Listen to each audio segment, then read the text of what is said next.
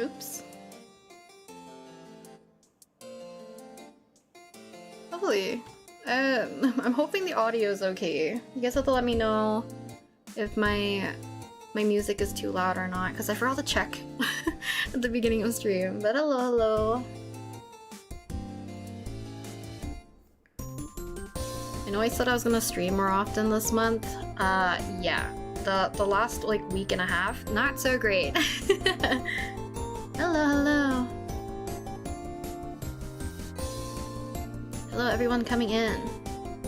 Hope you guys have been doing well and also enjoying ARTFIGHT and or just enjoying summer.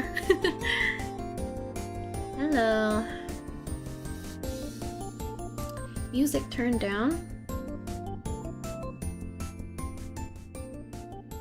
How is that? Let me know if it's better now or not. Cause I can't tell how loud my mic is compared to the music for some reason. You look like a lovely bunch of blueberries. That's cute. Thank you. Sounds better? Thank you. Okay, so we are doing more ARTFIGHT attacks today. So I believe I've already changed the name at the top of where it says like attacking. I don't know why everything is like shifted over though.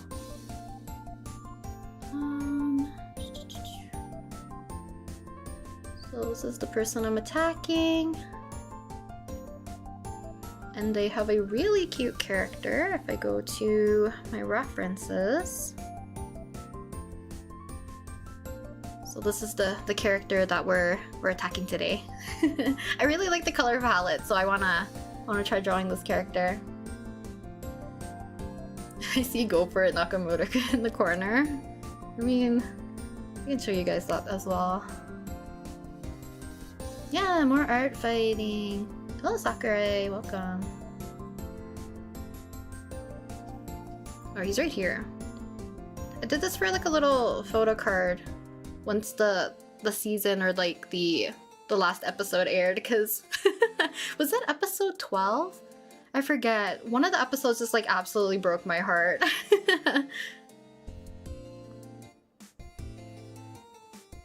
Yeah, the OC is really cute. I think they're supposed to be like a sea cow, I think.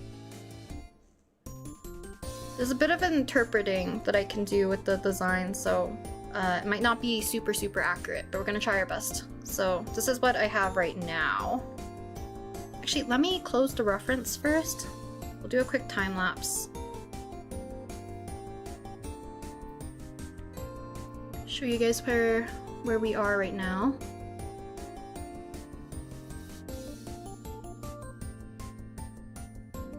Because there wasn't really any information on the character, so we're just gonna go based off of their visual reference.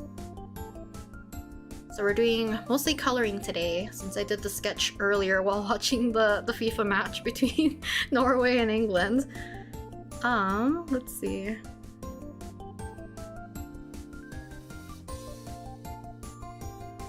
Reference so that we can color pick. And then I think I was just doing the water patterning for this, so we can make a new layer. I'm gonna grab its, let's see, grab their skin tone.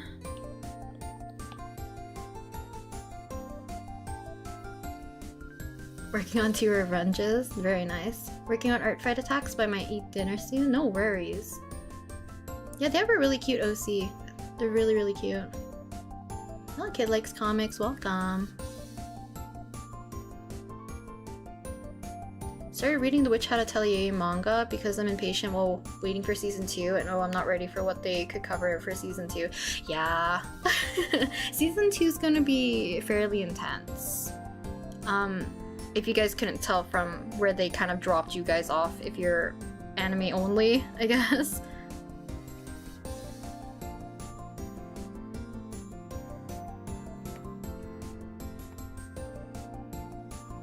Also don't know how exactly I want to color this. I'm assuming because they're supposed to be more like a sea creature. Technically their helmet I think should be filled up with water rather than the opposite. where it's like usually you would wear that bubble thing over your head so that you have air. The cliffhanger. Guys, you guys aren't ready. If you guys are anime only for Witch Hat Atelier, there's like so much coming.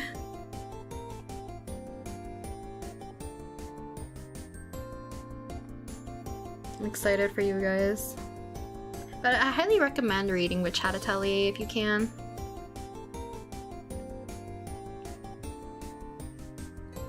Super recommend.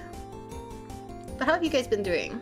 Like I mentioned at the very beginning of stream, I was supposed to stream a lot more this month, specifically for ARTFIGHT, so that we could do like, you know, attacks together, I could do some revenges, etc.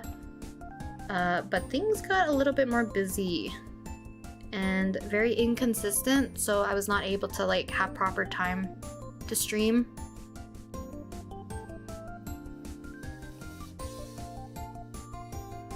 I'm gonna try my best to squeeze as many streams as I can while it's still July, because I'll still be like working on ARTFIGHT attacks and like revenges when I'm not streaming, but it's always fun to do some streams with you guys though. Work on some attack and some art.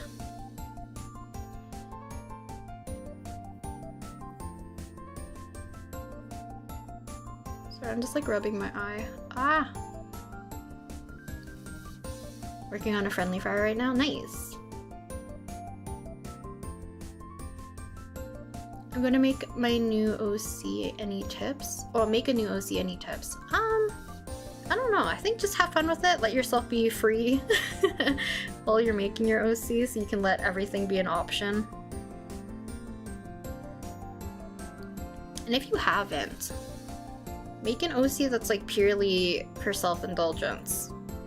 That's like everything that's your favorite, I guess.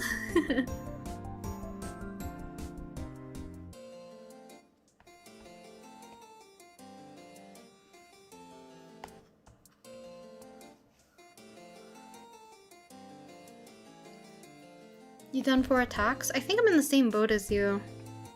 I feel like I've drawn a lot less compared to last year, but for some reason I'm so fixated on doing more like how I do my sketch pages, so I've been doing mostly drawing to artwork for each character, I guess, that I've been drawing, which is why I feel like it's taking the same amount of time that I usually would take.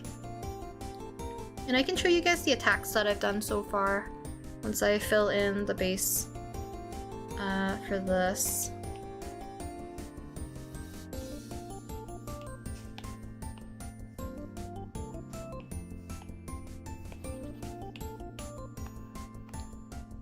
Hello City LJ, welcome. Slowly catching up. I feel like July's been busy. Doing good. I'm on my third attack in the rendering stage, but my Apple Pencil decided to die before going into the flow state. No! The breaking of the flow. It's okay. Maybe it'll give you time to rest your eyes in the meantime.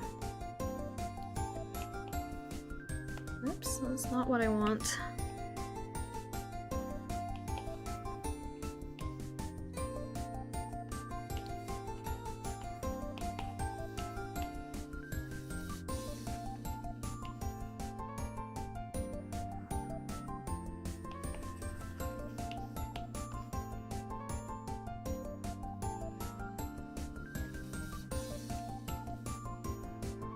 This character is like super pale, so hopefully I don't add too much warmth, I guess, to the skin tone so it still reads as them. Working on a Sona, that's fun.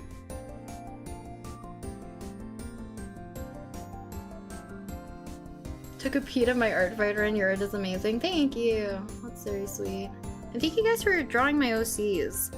I didn't realize how much love Selwyn and Lepus and Cetus were gonna get. Despite them technically being new. I know a lot of you guys were looking forward to specifically Selwyn. But I'm glad a lot of you guys also drew Cetus and Lepus. And still drawing my other OCs as well. Because I think every single one of my OCs got an attack this year, similar to last year.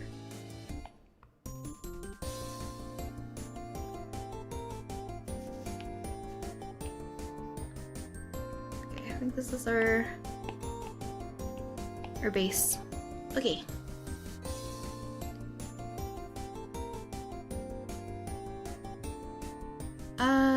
So for attacks, we did this last stream. Such a fun and cute character. I love this character a lot. They're so cute. And then after that, I did a revenge. So this one's for Love to Draw Manga, who ended up drawing my OC Selwyn, which I'm always thankful for. So that one's a pariah. Then we have this character. Oh, good thing I have the reference still open. So this character, very, very handsome. Very up my alley, I guess, for characters that I really like to draw. So another kind of like sketch page-ish layout. I think this is the only one that I didn't do a sketch page of, because I really wanted to do like more of a decorated background. I don't know how to explain it. I just wanted to add like a bunch of glowing stars to them, but they have a really cute like star-themed OC, which I think is really cute.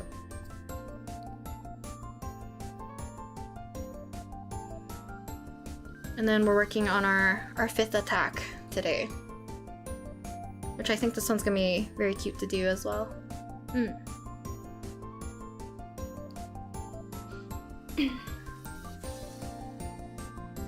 You have a plan on my OC. Someone was really fun to draw. Love rendering him earlier this month. Thank you! Thank you for drawing him. Hello Kawaii Alex, welcome. Not doing art fight this year, but I told my friends to send me their male OC so I can get some practice in. That's very nice. I feel like there's some people I will draw... I think they're OC, even though they're not on art fight, just for in the kind of like the spirit of art fight, if anything. Because I want to do some fan art and have an excuse to draw it for them without being like too out of the blue. You got a new Apple Pencil? Congrats!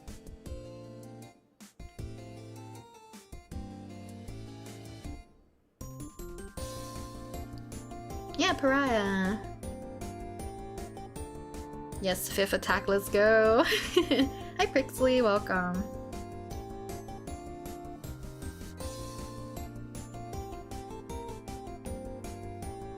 So I might actually lower their hairline.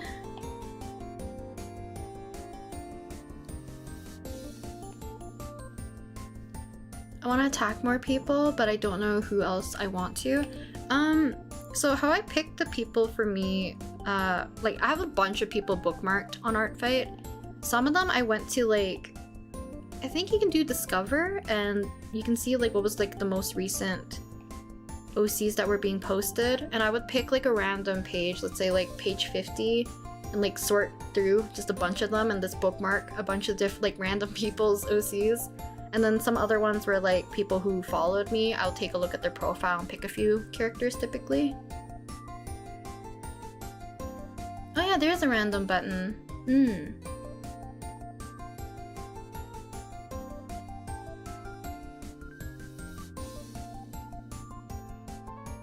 You joined Art Fight so late, so I haven't even done one yet. That's fine. The month, you still have plenty of days. It's a-okay.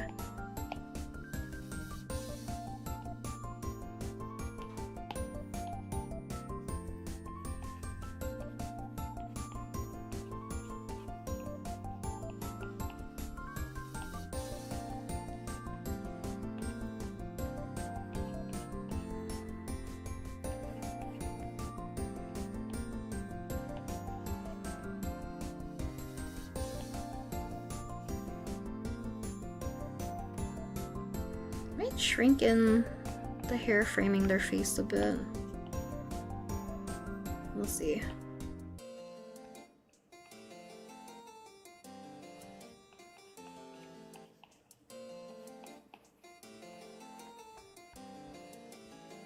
So I feel like their face is a bit wide.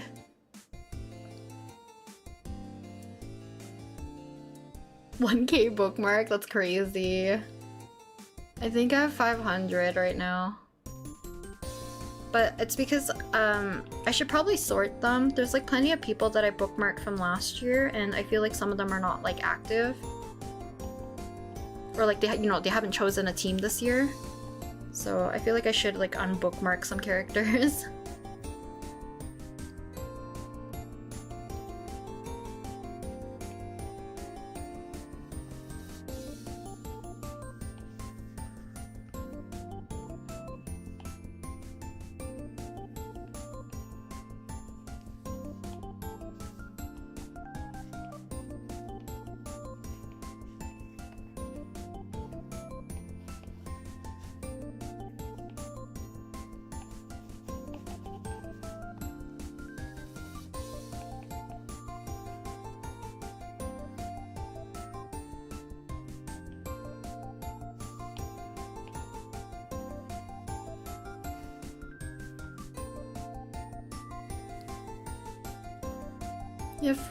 I feel like if you have less bookmarks, you probably have an easier time maybe getting through your list as well, or like choosing who to draw.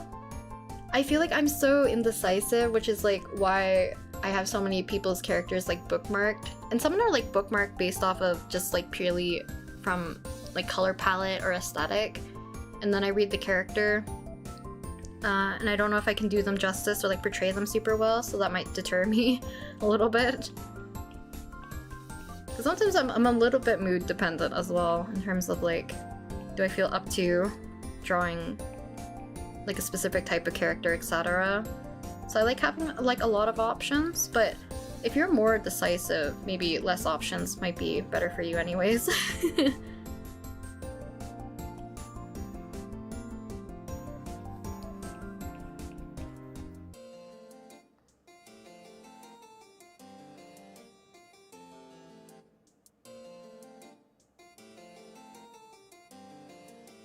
Been doing this since 2024. Half of them are probably spectator though, to be honest. I think that's why some people also you know how you can have your profile like hidden when the last time you've been like active and stuff, or some people put like, oh this will be my, I don't know, 4th year, 1st year, whatever. Like you can kind of tell people that you're participating, because I think some people do like attacking people who are, you know, actively on ARTFIGHT to a certain extent.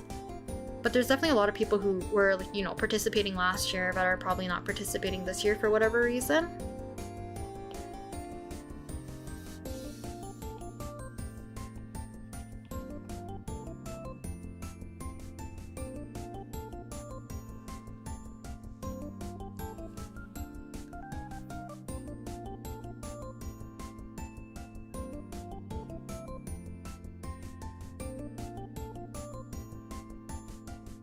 Does anyone else have no sound, or is it just me? Visual for the stream is fine though. I'm assuming I have sound. Only because I can see my levels, but unless something is like wrong as it's being filtered into YouTube, but might be just on your end.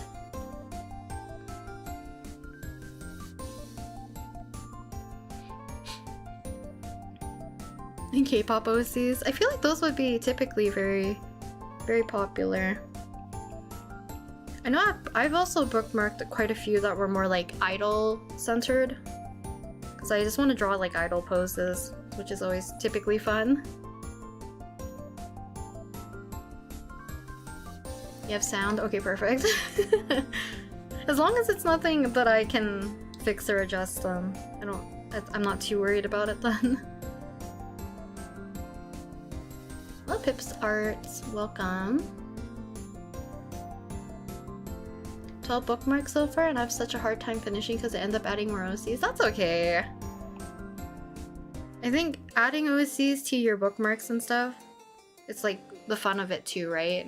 Because I think there's some people asking or like suggesting in the future that if ARTFIGHT has an option to have like bookmarks, not visible, but like showing if whether or not your OC has been bookmarked by people, Because I've seen several instances where people have drawn finished art of somebody's OC and then the person takes down their OC so they're unable to attack them.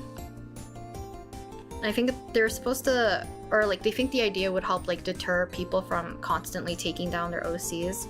Because it kind of sucks putting in all that effort for then, you know, you're not able to attack that person. So it would be great if they could implement something like that, even though like it could be very like daunting or discouraging as well. Like it's a little bit double-ended, I guess.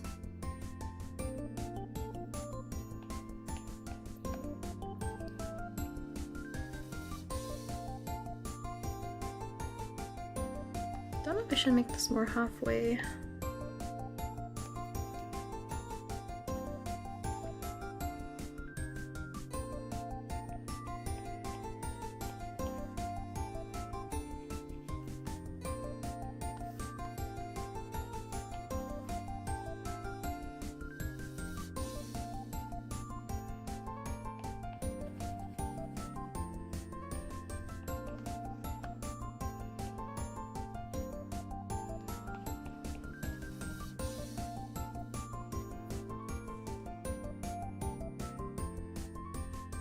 Finished the Revenge today, but I still have 2 to 3 that I may or may not get to, as well as plenty in my bookmark text that I still want to draw. I think it's also okay not to revenge people as well. Because you can get very busy, just in general. But even though it is nice to revenge people if you can, because it's always nice to like gift back. But it's never an obligation. Okay, let's see.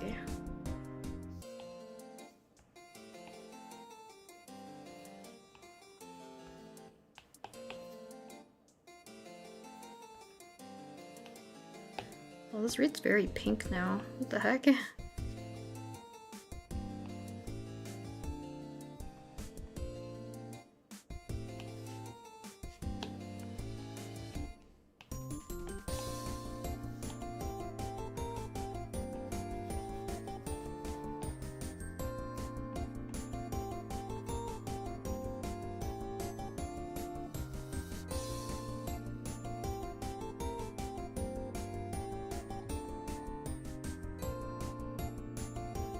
Or have it where you can't hide the character when ARTFIGHT starts, I don't know. I feel like that might scare people. If that was the case. Because technically there is nothing wrong with deleting your character.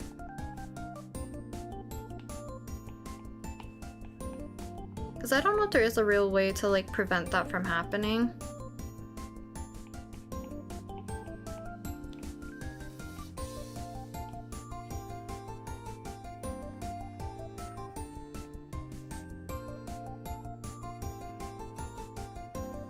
Probably do the spots after. I feel like that would be easiest.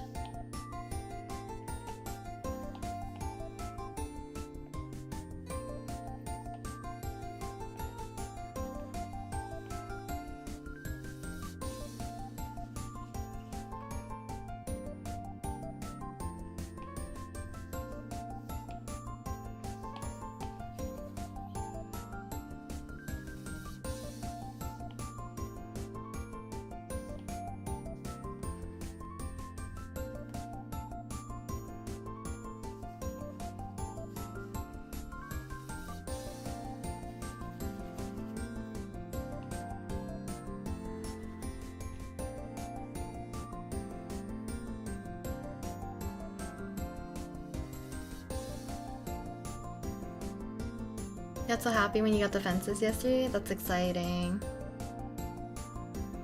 You drawn 44 characters so far? Holy. You're crazily productive. 44 is so many.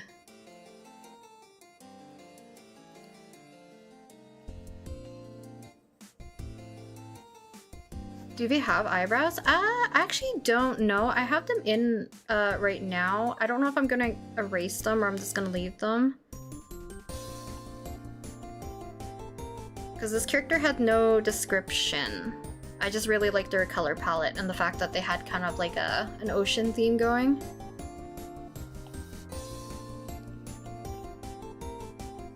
Because I was thinking either I'll give them like really thin brows, I might get rid of their brows completely, or I'll give them those thicker, tiny, like round brows. Because I feel like that would also suit them. Because that, or unless this is supposed to be their brows, or it's supposed to be like heavy lidded, you know? It might depend.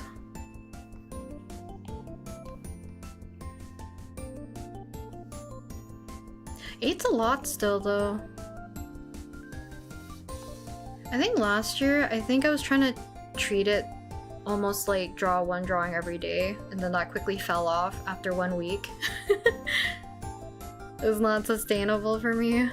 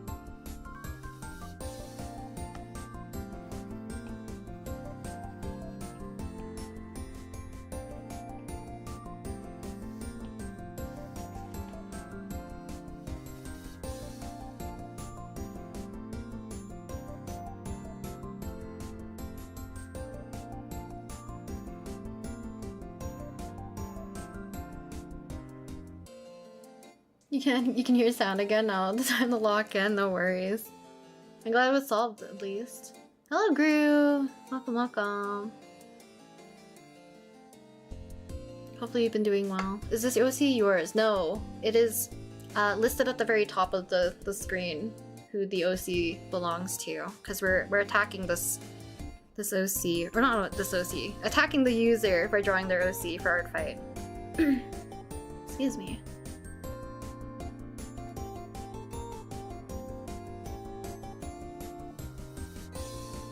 Your attacks are so elaborate, you're the best. Gru, you're always too nice.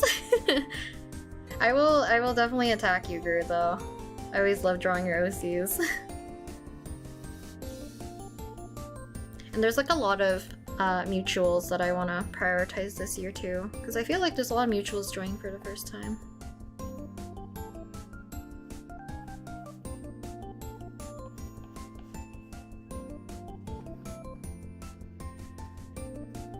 My Procreate keeps freezing on me every so often.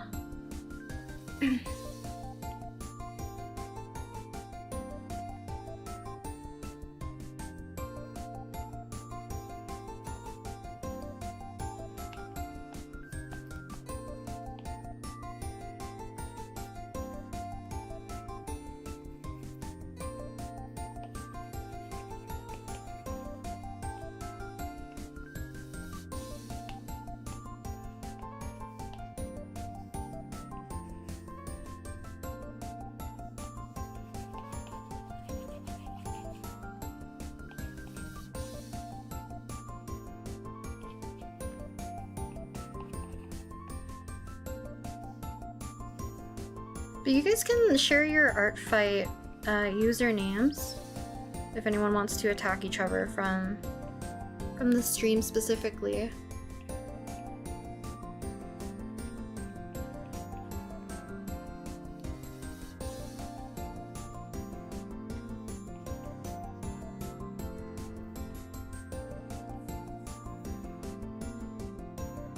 Is there any criteria to join ARTFIGHT?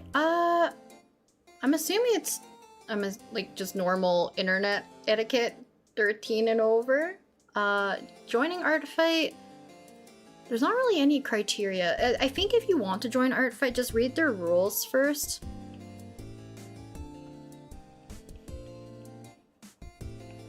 Because I feel like I saw a lot of people also not really adhere to one of the rules to ARTFIGHT where you're not supposed to start your attack until, you know, the event starts. Because I saw some really pretty but elaborate art pretty much just like submitted 5 minutes before, like after ARTFIGHT started, which I don't think is allowed.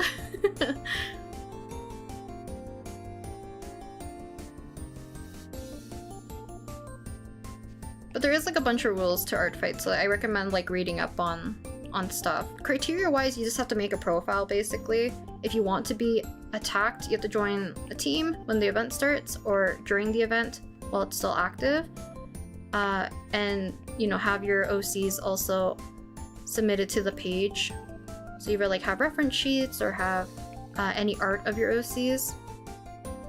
Make a profile for them basically. And if you want to attack people, you can just like, you know, find people, draw their OCs, submit them, and you can just go ahead and participate. But I highly recommend reading the rules.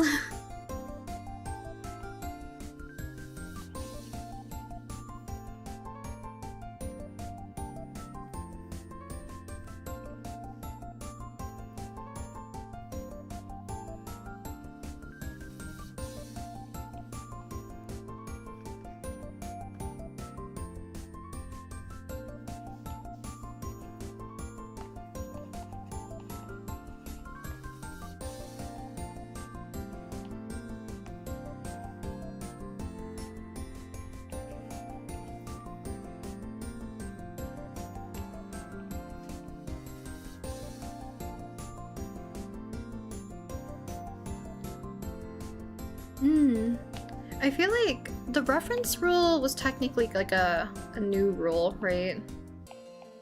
Or more specified new rule.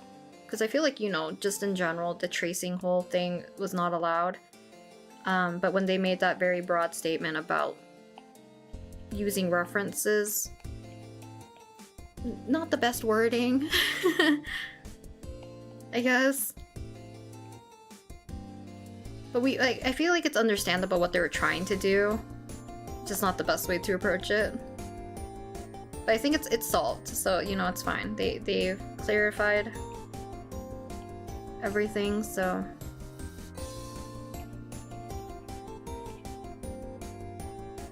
I think it's pretty fair.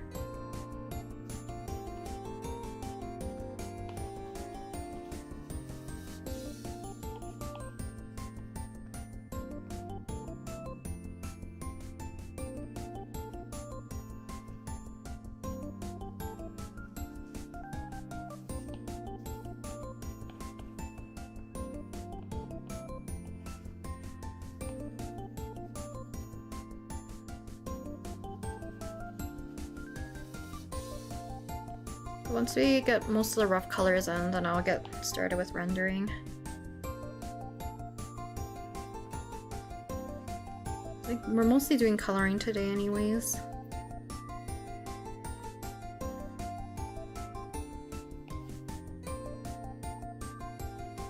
Yeah, add your guys' ARTFIGHT so you guys can follow each other and do some potential attacks.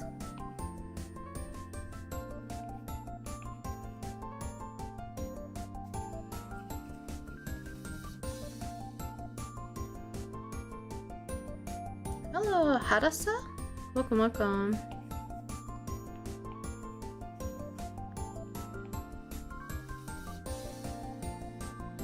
Looking for people to attack? Yeah! If you guys are coming in, or if you're unsure, I do not mind if you guys share your ARTFIGHT usernames, so that you guys can also find more people.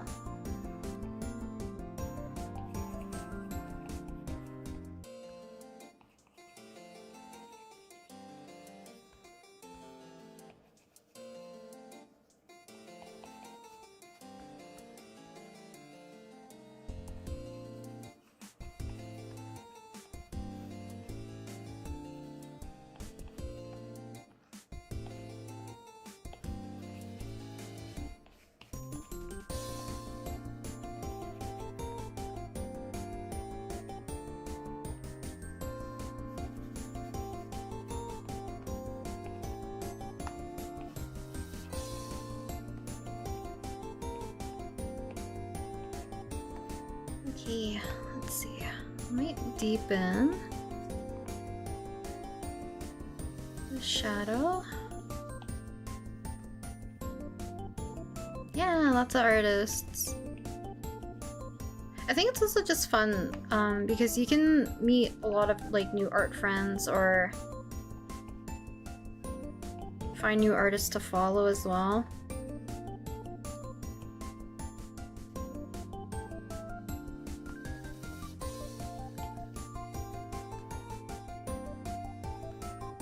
Yeah, I might curve their hairline back in.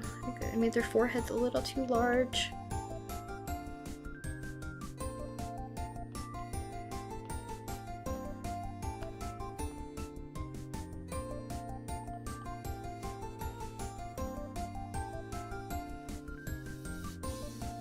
I love your art style. Thank you. Thank you, thank you.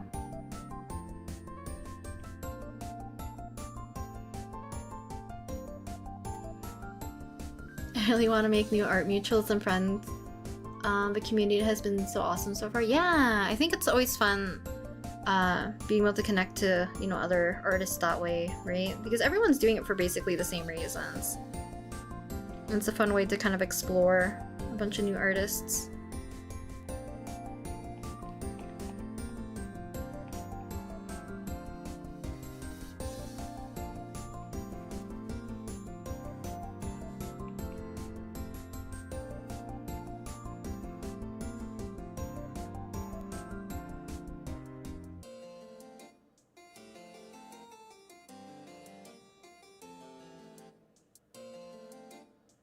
Bluetooth turned off again? This time I'm attempting to update my laptop. Oh, hopefully that fixed it, because that's kind of annoying though.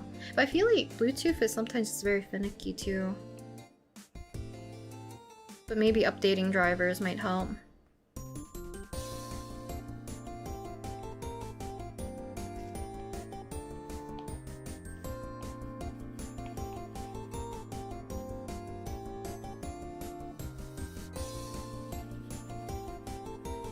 Hello Fuji, welcome. Yeah, all you guys can come draw together. Everyone just art fighting.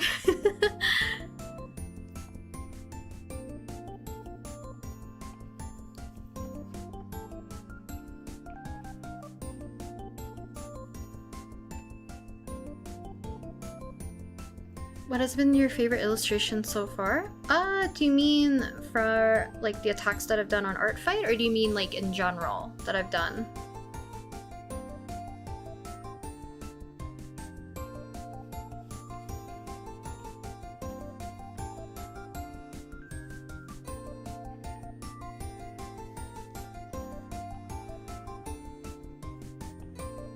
In general? I might have to think about it.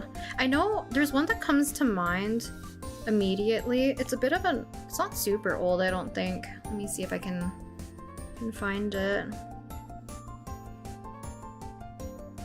But I believe it's my Fremine one. I love that one so much. It'll be in here. Fremine. It'll be this one. I still love this one. I think it's like also the colors, but I also just like Fremine. But his like entire aesthetic, I also just very much adore. And not only that, he's like very adorable.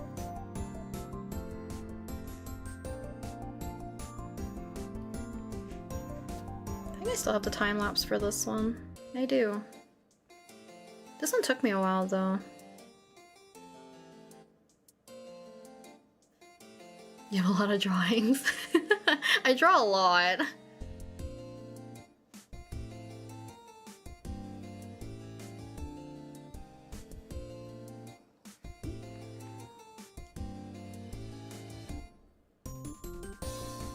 It's been a year or two. I've been struggling with art block, but ARTFIGHT just released me from my shackles. I'm glad to hear that, Gru. And I'm glad you're having a lot of fun doing ARTFIGHT.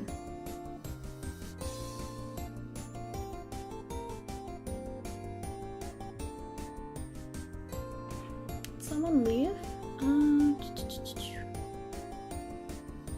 Say? Thank you for coming to the stream if you did end up leaving. Don't know if I missed your message. You love ARTFIGHT, Ra.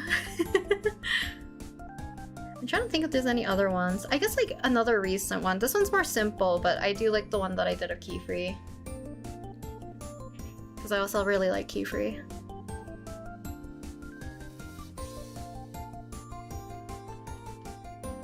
Can you tag a person multiple times? Absolutely.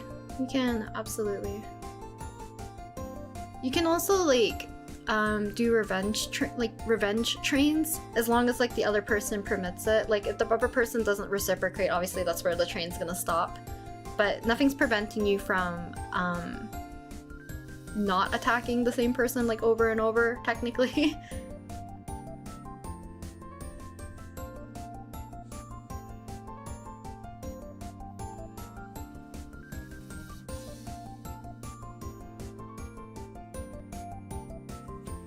You done one non-ARTFIGHT digital piece this month. One thanks to Hongjun. Thanks Hongjun? Hongjun. Is that member from ETs? I don't know if I'm misremembering. That could be someone completely different.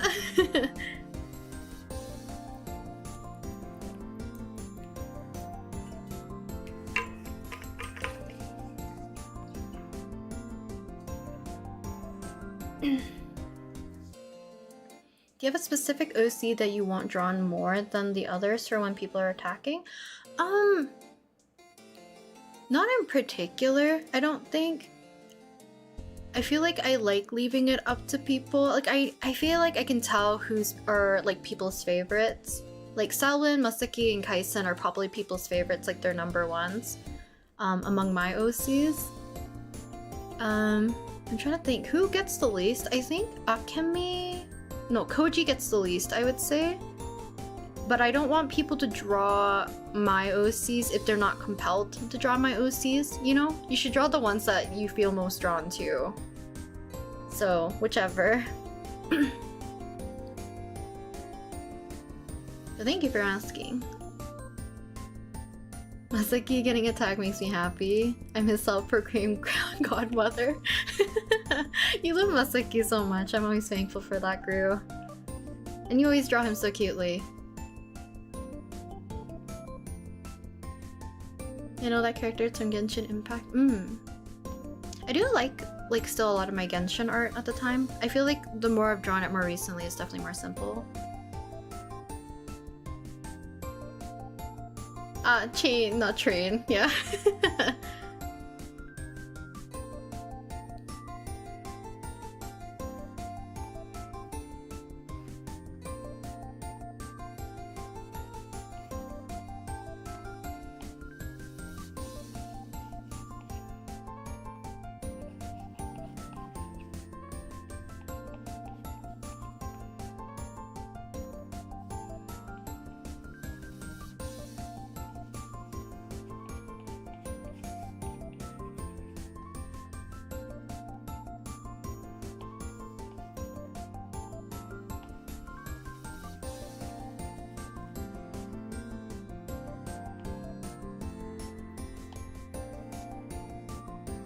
I do want to get like to hopefully a good place where we can start to render at some point for this one specifically. I don't know if we'll end up doing another attack today. We'll see.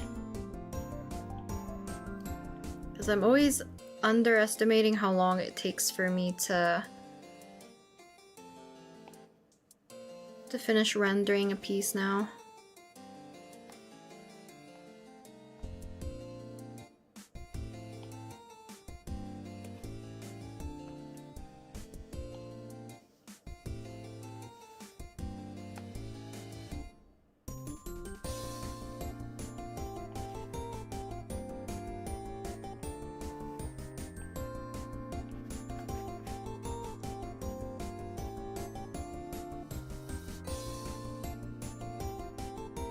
This looks incredible, thank you!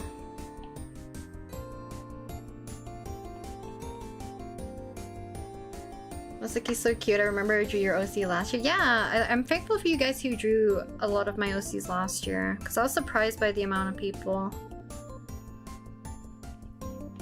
That's why I was like also thankful that people who drew my OCs last year, a lot of you guys attacked Selwyn this year. I think it's also because Selwyn was technically going to be the only OC I was going to upload to ARTFIGHT, and then on a whim I was like, I need to make Lepus and Cetus. I just have to.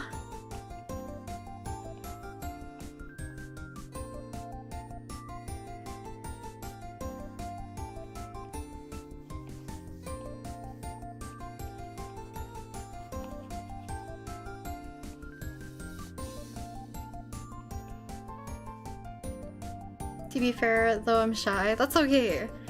ARTFIGHT, like I said at some point, it's kind of giving me an excuse to draw some people's OCs. Because there's a lot of my mutuals that are joining for like the first time. And actually, I need to ask you guys this, because I don't know how people feel about it. If you receive art just like out of the blue, and you're also an artist, do you feel compelled to draw something back for the person? Even though like the other person states like you don't have to? Because it was kind of just like a spur of the moment gift.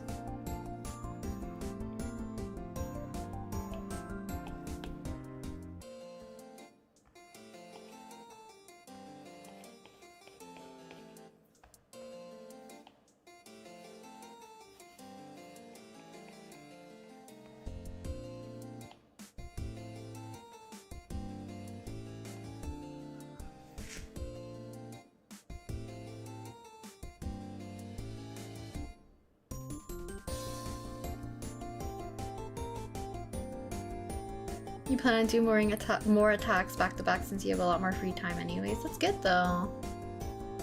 Get all your drawing time in.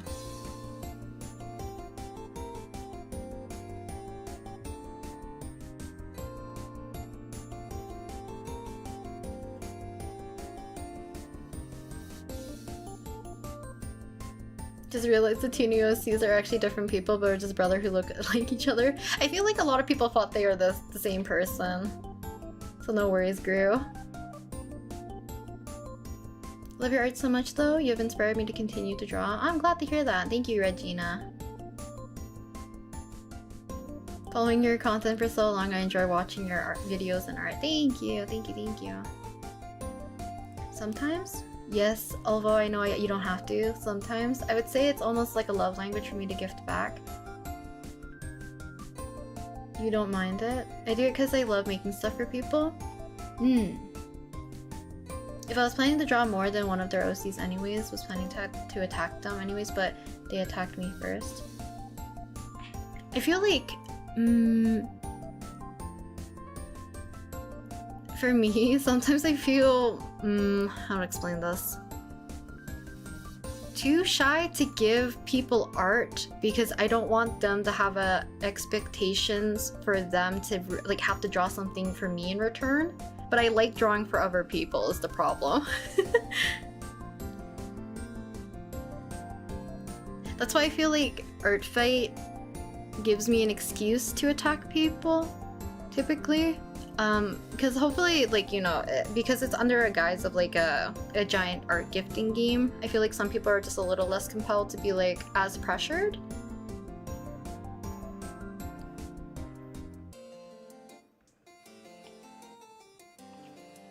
Because I do like gifting people art, but I don't want to force them to be like, oh shoot, I have to draw something back. Especially like birthday art. I always feel bad.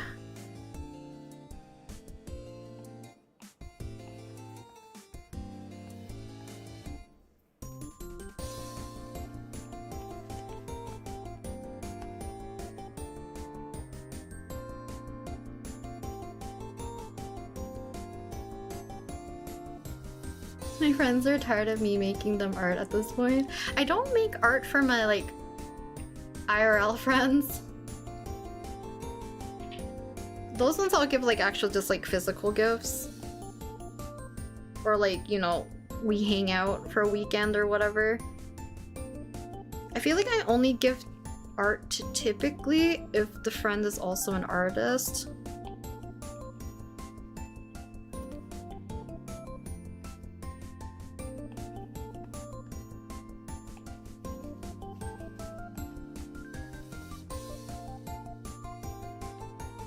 Because my friend who also draws, like, who's a friend IRL, I would also just like gift art supplies, that type of stuff, rather than gifting art. Because I feel like also, just because you're my friend, you don't have to like my art, you know what I mean? So I'm sure they would also get sick of me being like, I drew you something again. Because we've been friends for so long. Oh, no worries, Sakura Puri.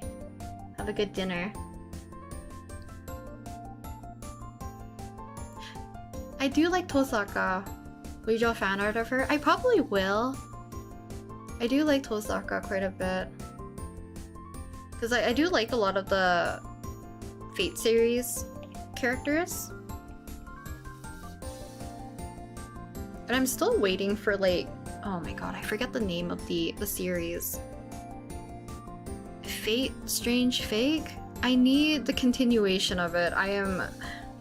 The way that it ended, I'm low-key pissed. Because I need to know specifically about one character. Because he was legit my favorite.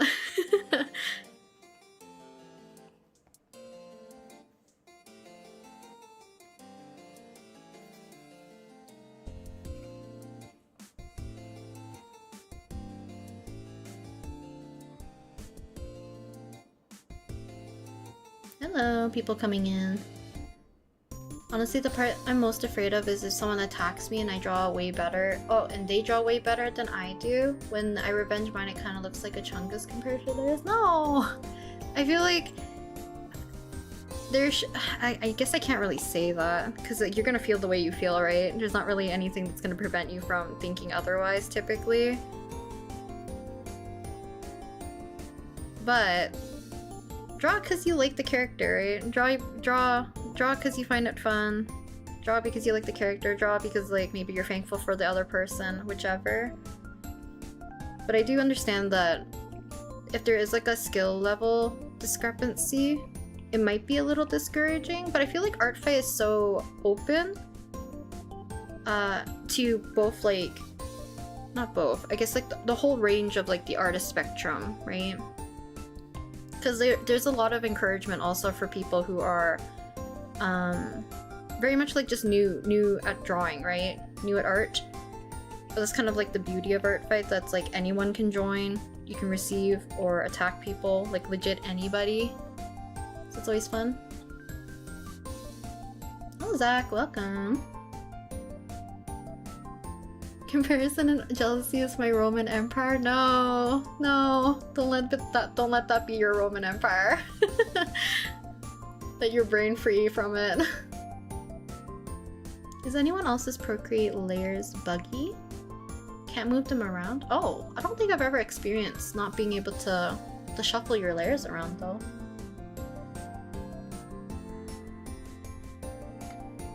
Oh, welcome back. Welcome.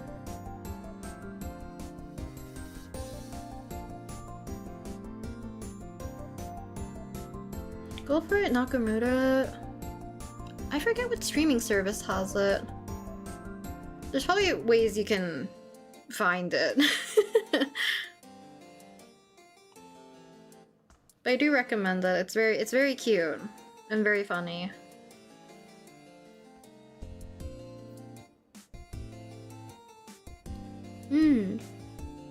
I feel like, yeah, especially if you love your OCs a lot, receiving art of your OC is like one of the best feelings in general. And I think it's neat to see like a bunch of styles, skill levels, interpretations of your OC. I feel like that's always very fun.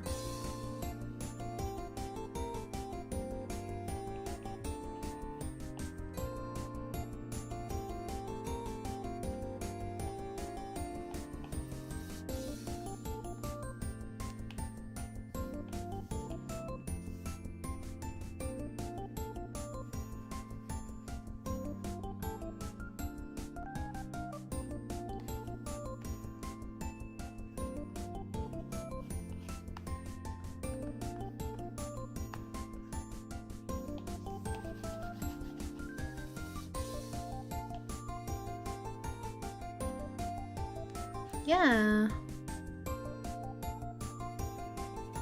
I think that's why it's great to... I guess this could be double-ended in a way, technically, but finding characters that you enjoy their designs or aesthetics or color palettes that you really like and drawing them, because like there is a good feeling of just like, you know, being able to draw someone's character and complimenting them. The reason why kind of like you wanted to draw their character for blank reasons because you enjoy the design or the character, the concept, etc. It's like a very nice way to compliment the recipient, I guess, in a way. It's like very flattering, right? Is that a hat? I think it's just a little whale shark type thing who's chilling on their head, but because of the little glass orb thing helmet, I'm putting him on the outside instead of like directly on the character's head, like in the reference, because they do have two versions, but I feel like it makes more sense if it's, you know, on the outside.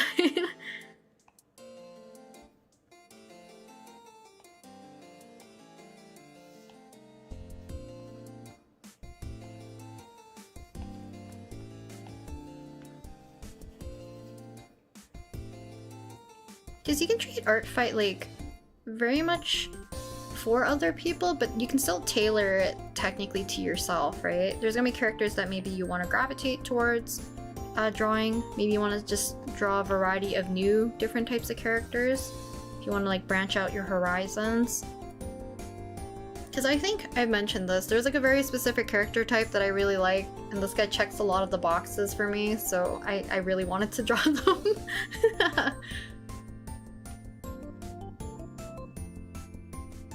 But then, like, you know, even this character, I am in love with their color palette. I think the droopy eyes are very cute. I also like the aquatic kind of theme. I think it's very cute. Ah, it's on Crunchyroll. You made two Umas out of boredom? That's cute though. I'm curious about the Uma's names. I feel like for Uma Musume, I know they're based off of real horses. Some horse names are just like, they're crazy.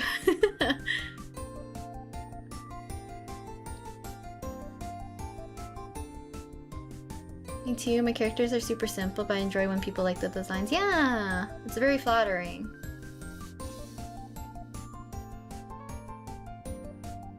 Back into pixel art, that's awesome, Wakfu. Oh, that's another thing. Different types of attacks, right? You can really go crazy with the creativity. Because yeah, pixel art, people have done animations, 4-coma, what else is there? One of you guys made like a bracelet based off of like Masaki's aesthetic, which I find like so cute.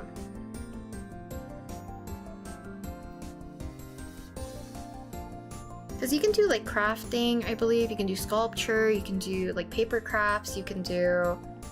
what else is there? Puppets, dolls, sewing, etc. for your attacks. So there's like plenty of stuff that you can do for like, if you're just trying to boost your creativity in a way, or test out like new mediums.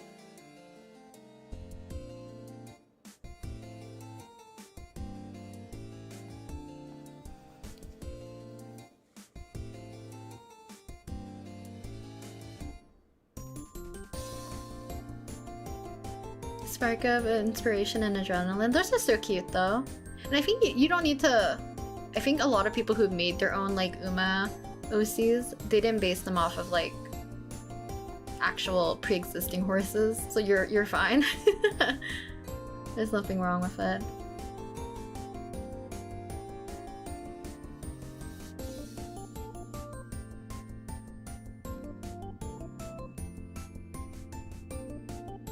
Got a question for ARTFIGHT. Is it okay for the community to draw one character multiple times? Yeah, I think it's fine. Typically even even like if you make one post with the same character, like I guess like even what I'm doing, I'm drawing the character twice for one attack, but on a drop-down menu, it will ask you like how many characters are present, and you can select the same character like over and over as well for part of your attack as well. Excuse me.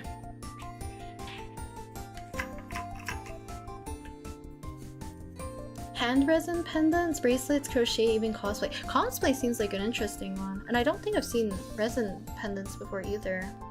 Very cute. Crochet ones I've seen, definitely. Like crochet dolls or like accessories and stuff. Very cute.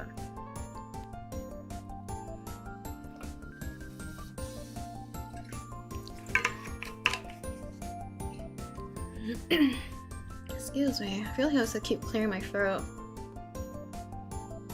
Cute plush of your OC. I have him on my desk from last year. Oh, that's cute! And you received them? Hey, that's so cute. Paper crafts in the last couple of years for ARTFIGHT, along with my usual traditional and digital tags. I'm always like in awe of people who do the traditional ones. I always love seeing those ones. Because I feel like that's like some people's worries, right? About joining ARTFIGHT. Because I feel like majority of people see mostly like digital art being posted. I love seeing the traditional ones though.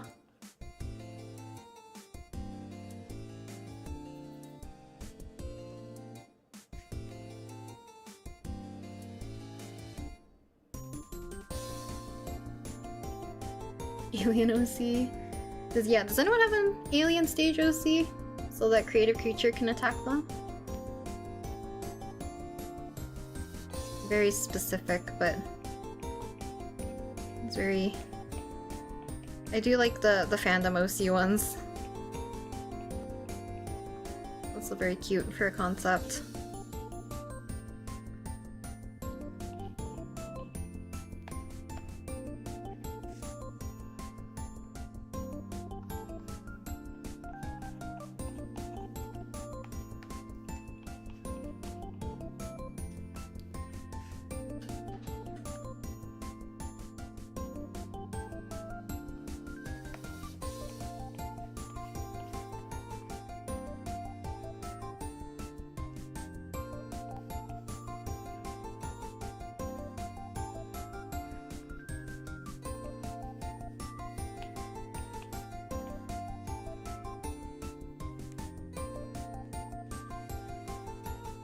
I need to lower my chair. I feel like I'm always like slouching.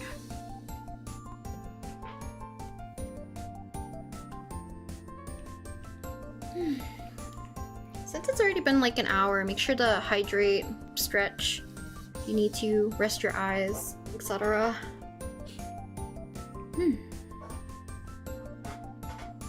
My chair's so squeaky.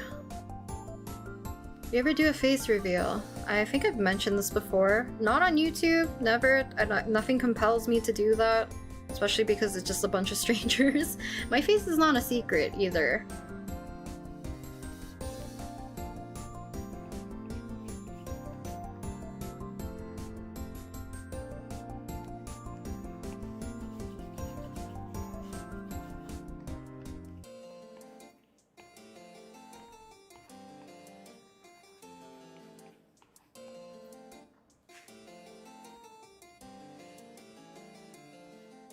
Yeah, we'll figure out how I want to do like the little glass helmet after.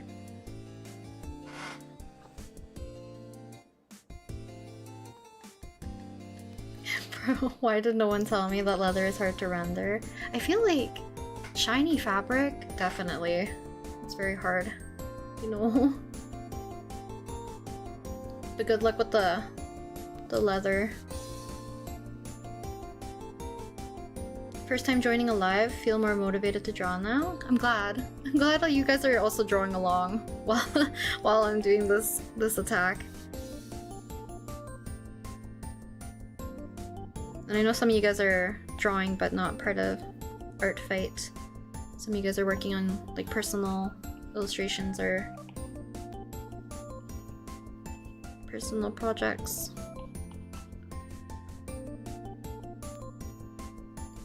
There's strangers everywhere.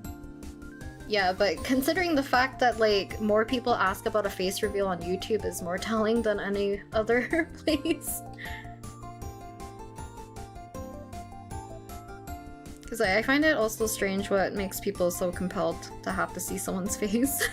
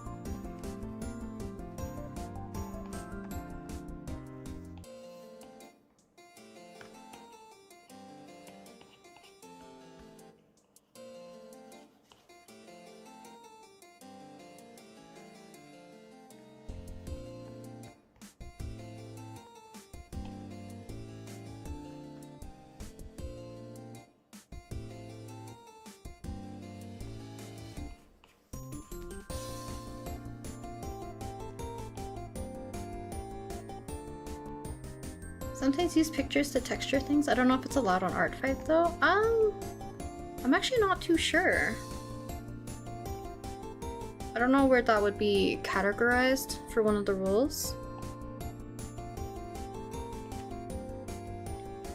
Because I know like people use pre-made brushes for textures and stuff too. I'm assuming that's fine, so maybe it's fine, you know? But if you are like worried about it, you can also just like search it up and see whether or not anything pops up from it.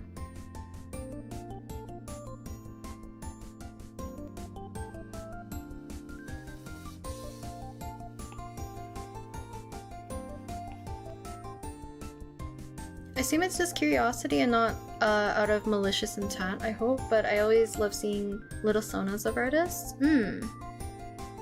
I feel like it's very much more prominent when it's like on a, I guess like a video format. Because like I said, on YouTube it's definitely more prevalent that people request or continuously ask for face reveals.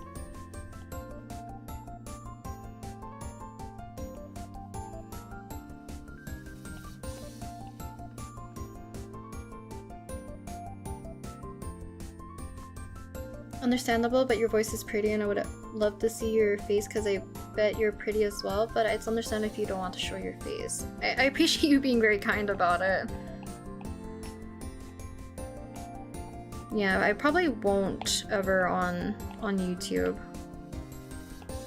I just see no reason for it other than giving people like a weird in, I guess. Like I like having a separation. Because I think one thing that's very worrying about the internet is too many people are too easily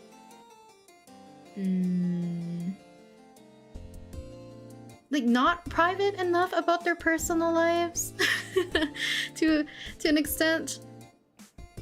Like you're a little too open on the internet, you know? And I feel like that's where that parasocialness comes from.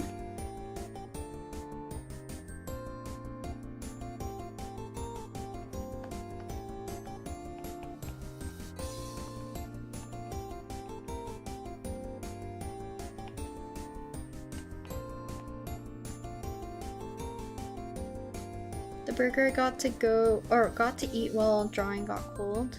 Go eat your burger. go eat your food. Do not prioritize this. Please go eat.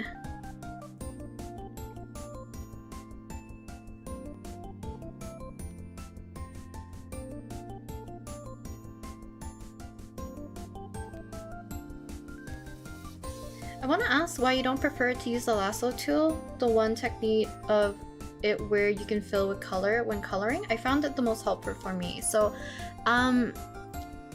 during the blocking of the, I guess like the entire base silhouette color of the character, I will use the lasso fill tool. But for everything else, I prefer things being softer. I think Procreate's lasso tool is pretty good, but in other programs you have a lot of like anti-aliasing, kind of like jaggedy edges, but I don't usually like the very sharp edge. I let a lot of the colors bleed in to one another, so I prefer that. It's just preference basically, because like I said, usually when I'm doing like the initial blocking in, I will use that for this step. Because before I used to like manually fill it in, and oh boy, that was a nightmare. Very, very slow.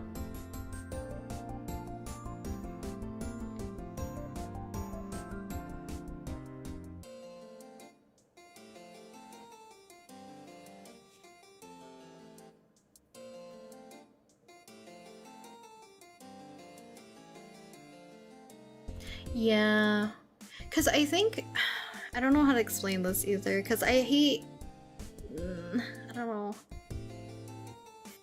Okay, so there's this weird cycle where it's like, if you hit popularity on social media in general, it doesn't have to be YouTube, because you got there because of like, you know, viewers, fans, etc., the creator feels obligated to not follow the wishes, I guess, or like follow the whims of their viewers per se. But there's a cycle where they will do stuff specifically for the viewers, and then the viewers can see that and think that the creator is making it for them specifically. And then once they stop doing that, they're more like, you know, you hate us, you don't listen to us or whatever.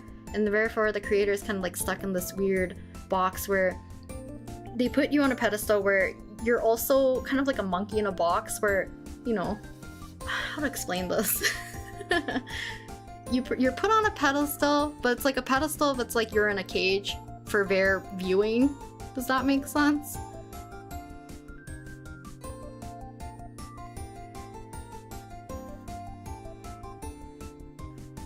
Because I feel like there is a bit of that weirdness. Because people don't have their boundaries, or they're a little bit too parasocial.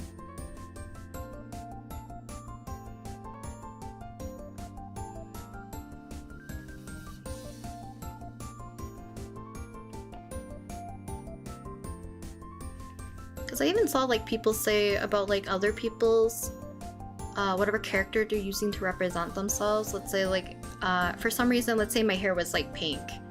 And if you saw like me in real life, they'll be like, oh, you don't have pink hair. Like, why does your persona have pink hair if you don't have pink hair? You know?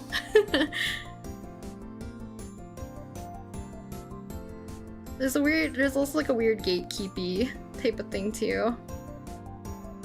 I don't know, there's nothing wrong with asking. And you're very sweet about it, so thank you. It's all good.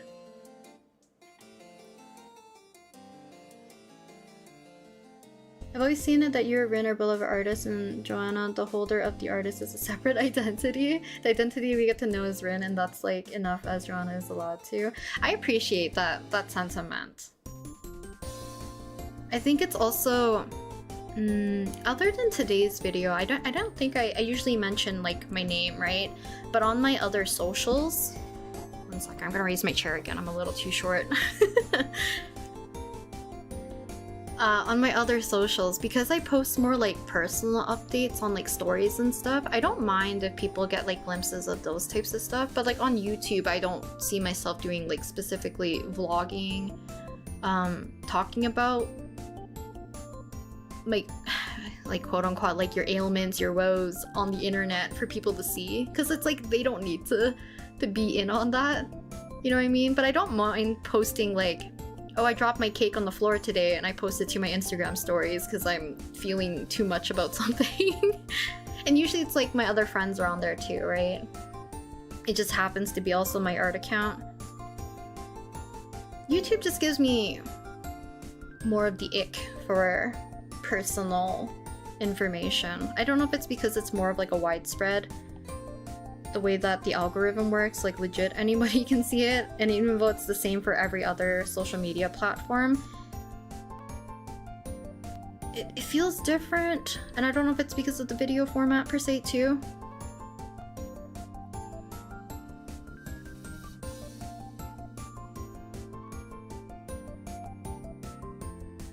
It's alright to be a fan, but a lot of people forget there's actually humans behind the screen. I feel like, but unfortunately for me, how I set it up, it's kind of my fault too, right? Because I keep the separation on YouTube versus like my Instagram. Instagram's much more personal if you read my stories and stuff, versus like on YouTube you only get like the art side. So like that's kind of what I'm feeding you, I guess, if that makes sense to you.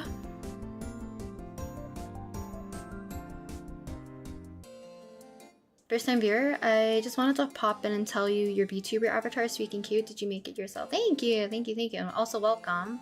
And yes, I did end up making my own model. Thank you, thank you. I'm a long time watcher, so I've caught various bits of info over the years, but I still respect your individual privacy. I appreciate that. I will always appreciate that. You spirit LGBTQ? Of course, of course, of course. Absolutely. I feel like my community is pretty also accepting, I would assume. I would hope.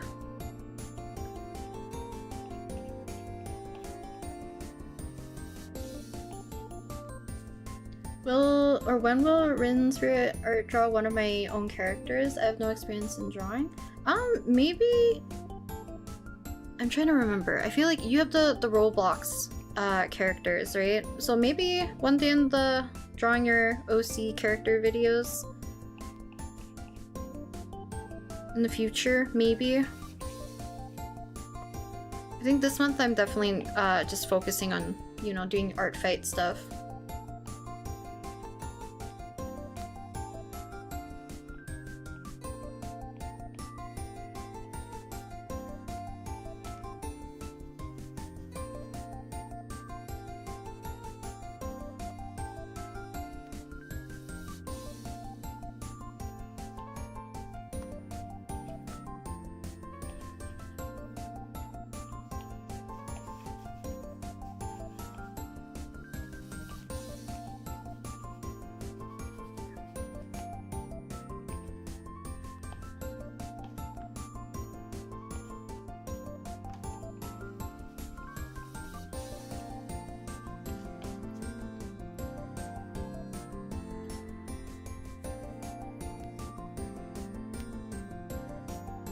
Is the reference of this character a cow? I think they're supposed to be...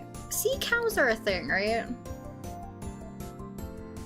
I think sea cows are a thing. I think that's what they're basing it off of, technically. Or like a shark type aesthetic plus cow aesthetic.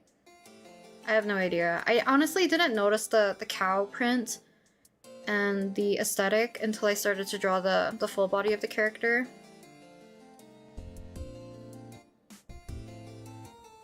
Because like I said, I just really like the color palette for this one, so, you know, that's what made me so drawn to this character.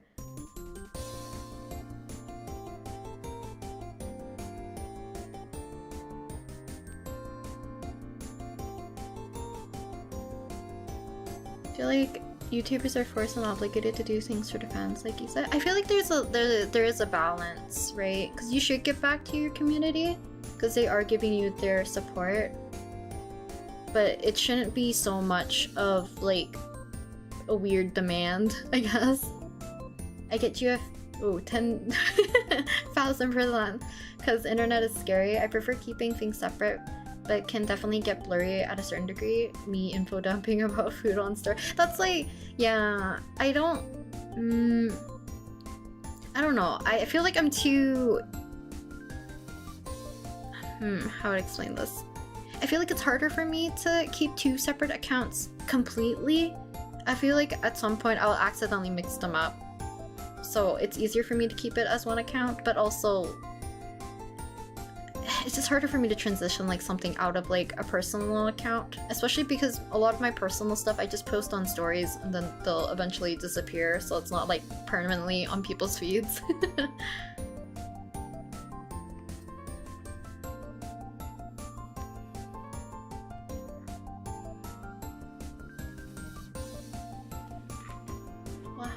I'm missing some stuff. Let's see. Hope you aren't asked this too much, but would you ever use Ibis Paint again? It's my main form of drawing. Since I don't have an iPad, I would love to learn some techniques on there. I don't know if I will specifically. I feel like for me, my preferred program for sure for like digital painting and drawing is Procreate. I do think Ibis Paint is a good program, and I don't know if it was my iPad at the time or even my current one. There is a lag in in Ibis Paint that I just can't, it just feels a little unnatural for me, even though like I can get similar results to working in Procreate. So I don't know if I will, but I believe there's plenty of other YouTubers that use Ibis Paint like primarily. And they have some really beautiful styles. I'm just like, I can't remember their usernames on the top of my head. Because I feel like some of them have done like full reference sheets or like drawing based off of objects type of videos. I'm attacking someone with idle OCs, but I have no experience with idle poses. Any tips? I feel like it'll be easiest just to look up references, singing poses, etc., dancing poses, depending what you're looking for. Because I think if you're unsure about how to draw something, I think the easiest way is to find references.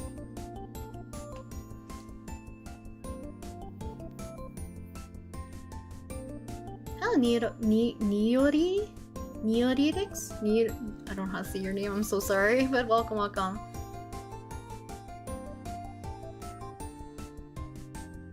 Ah, no worries, please go to sleep.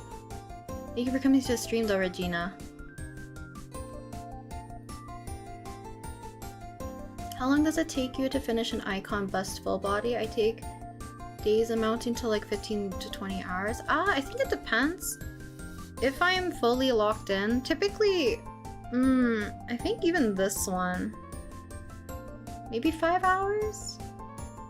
I think 3 hours if I'm super speedy and like absolutely locked in. But typically I think the 5 hour mark is most my average now for like headshot bust up-ish. Or like half body-ish, I guess. These ones have been taking me longer because like I said, usually if I have to do 2 and I do it around like the similar quality to one another, it does take me a lot longer.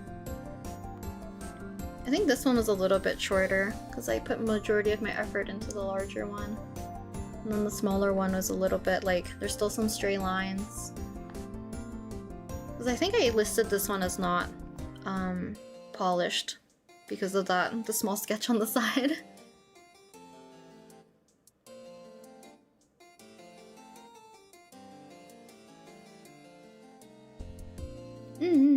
Yeah, I like this iPad size is like my preferred iPad size.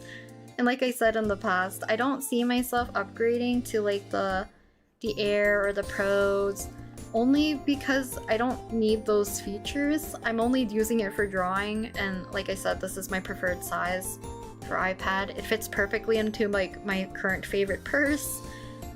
I don't know, it's just a good size. It's not too large, and I know some people hate how tiny it is. Or can feel the... what is it called? Not the latency. Like it's not fully flushed with the lamination, I guess. There's like a little gap. And I guess some people can tell the difference. For me, I don't feel like I can feel the difference, so that's not like a deal breaker for me. Also, this is much more affordable. Quote-unquote affordable. These are still pricey. But compared to like the Airs and the Pro.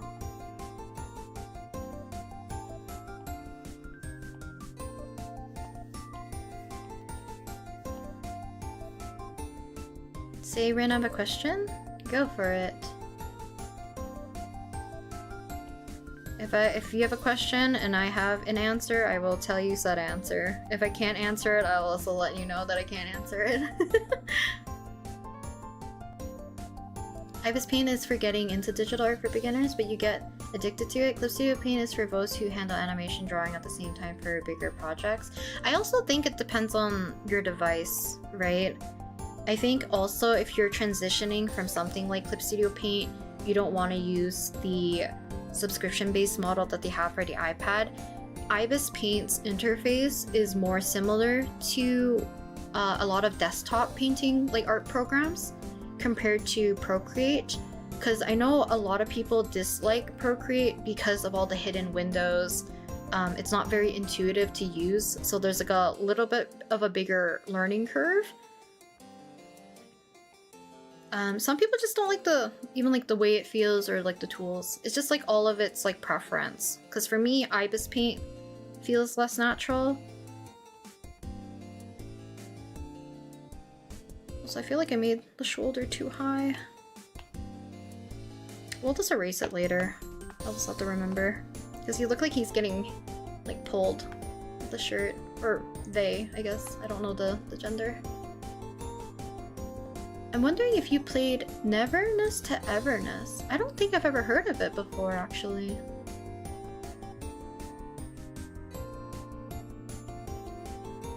I don't think I've ever heard like or like, because I haven't heard of it, I don't know what genre or like type of game it is. Those are your character sheets, by the way. They're always so creative. Thank you, thank you, thank you.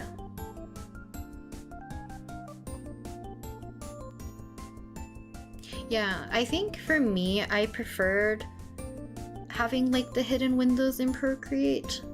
Because initially I got Procreate and my first iPad because I was supposed to be traveling in 2020, but we all know what happened in 2020. So that wasn't possible, but I ended up buying it at the very beginning of like 2020, at the very end of 2019.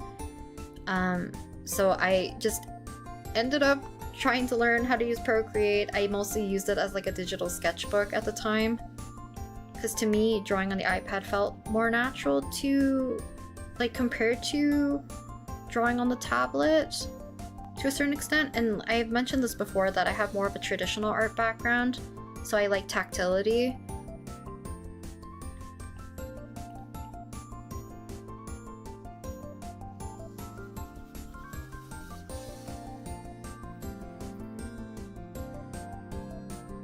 It's like Genshin Impact and Honkai Star Rail, also GTA. Whoa, different kind of crossover.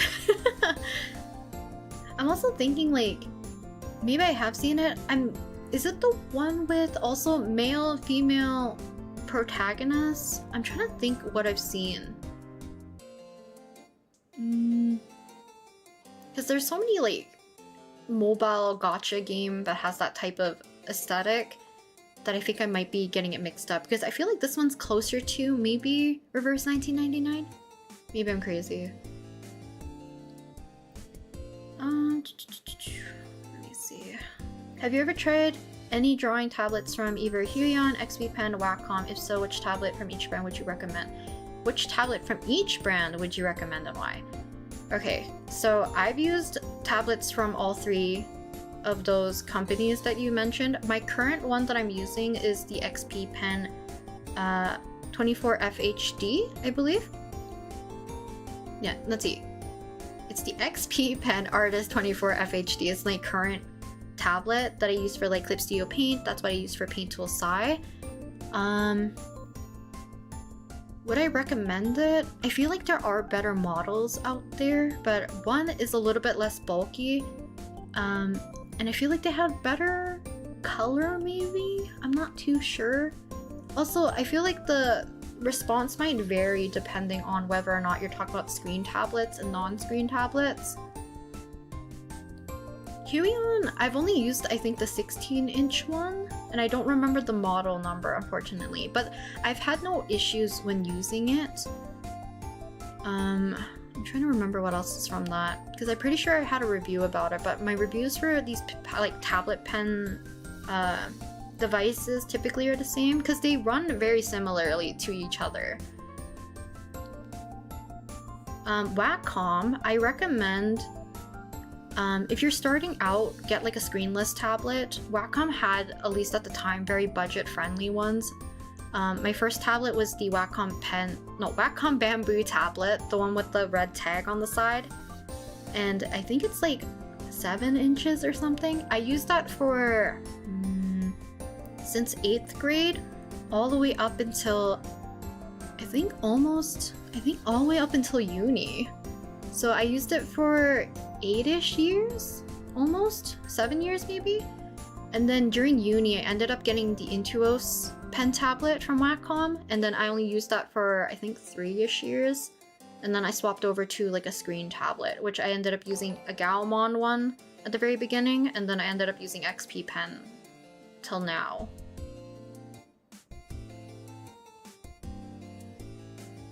So I don't know if I can give like specific recommendations unless you have very specific specs you want to check off for what you're looking for.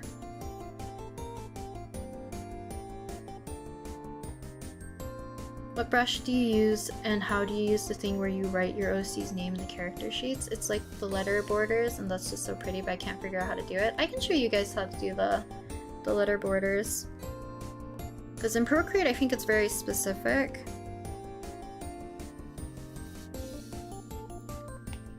So let's take your desired color. So let's take maybe just this blue.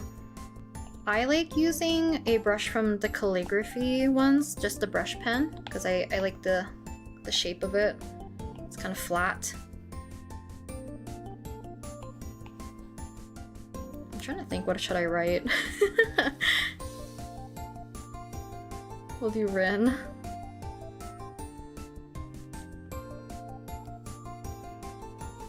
Okay, so you have this on one layer. We're gonna duplicate it. And then on this duplicated layer, or I guess it'll be easier, take the one underneath. You're gonna go Gaussian blur. And we're just gonna blur it. Now, the amount of blur that you need will also determine on how thick or thin your outline's gonna be as well. So I'm gonna do about 13%. You're gonna go to your selection tool at the top. You're gonna go to automatic. You can have color fill on or off, it doesn't really matter. I'm gonna leave it on, even though it's gonna be a little bit harder for you guys to see. But I'm gonna change this to white. And you're gonna select the outside, and you can change the threshold of how large or how thin you want your outlines to be. You're just gonna select all of the outside. You're gonna hit invert. You basically have your white outline. And then you can alpha lock these. You could even swap them. So let's say I want to make this one white and I want to make this one the blue color. And you can do the same thing. You can duplicate, and then you can use either Gaussian blur or a different color. Put it underneath if you want like a drop shadow.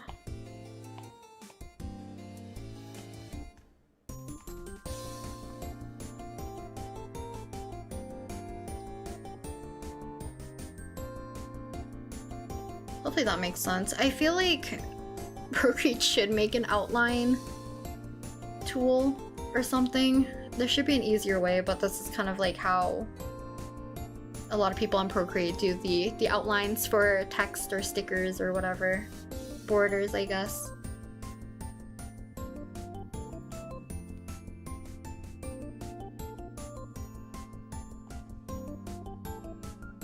Is that a whole model? I didn't know you had a VTuber model.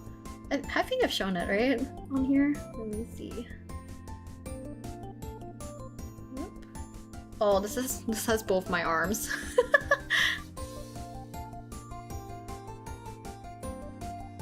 This is my other arm. But usually you guys can't see that arm. But it is a full model.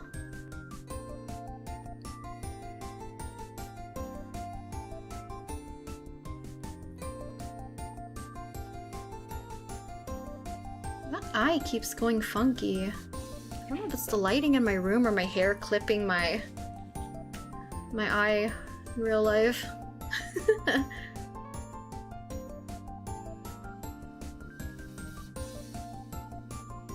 3 arms. I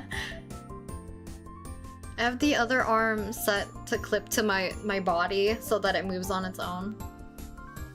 You have a toggle for that? This one I do not. It's just not a PNG. It's a GIF on top of my model. She's always standing.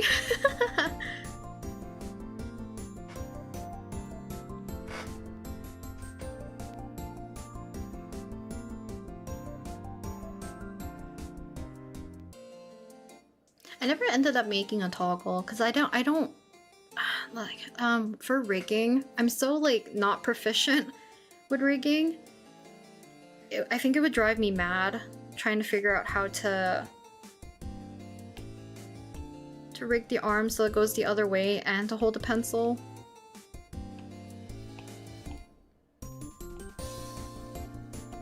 Because you know when I used to like, I think this is only for people who watched me on Twitch back in the day, when I would used to have like a loaf of bread on my head. It's kind of like that, but it's my arm. So it comes with me while I move. No worries, thank you, thank you.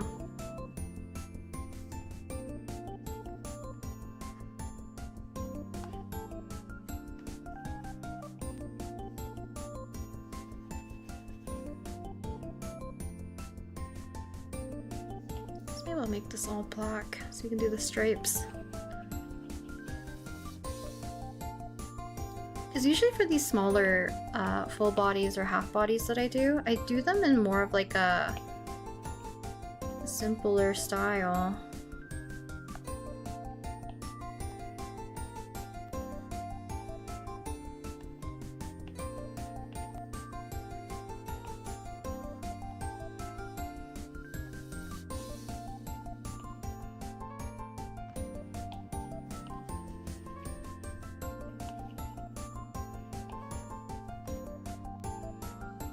Hopefully I don't have to mess around with lighting too much on this one.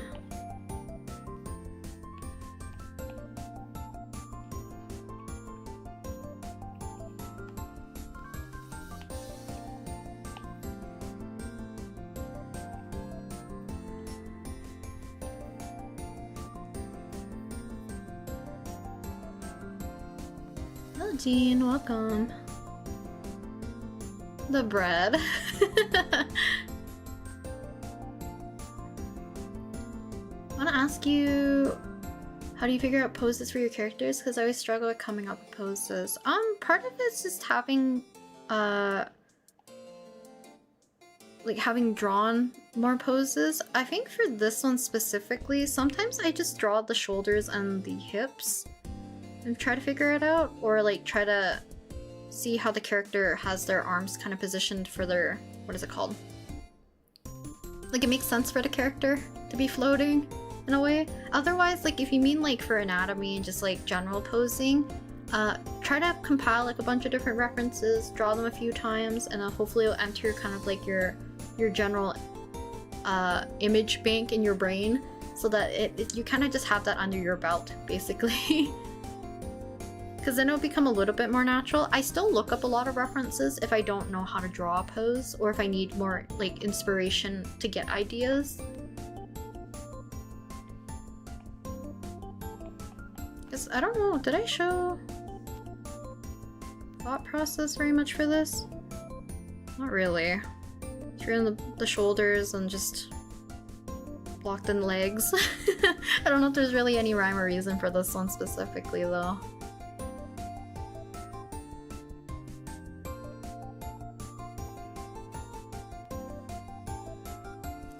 Artists and loaf of bread always goes along. Are you guys, like, you guys understand, right?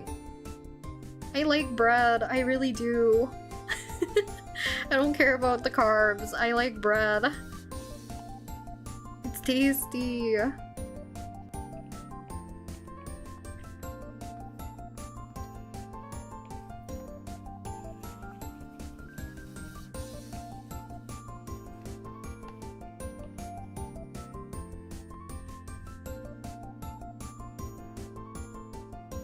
Drawing's cute so far, thank you. The character's so cute, it is. I really like this character. Feels like a luxury to have a drawing tablet to plug to the PC. I think, I guess it might depend on your country, because I don't know the prices for some other countries, because I know they can get very, very pricey. But if you really want to, I recommend getting like a budget-friendly, non-screen tablet to connect to your computer, because all you'll need is basically just a USB port basically, and you can just practice as much as you can, and you'll get over the little disconnect that you get from not having to look down at where you're drawing. I promise you, it gets easier.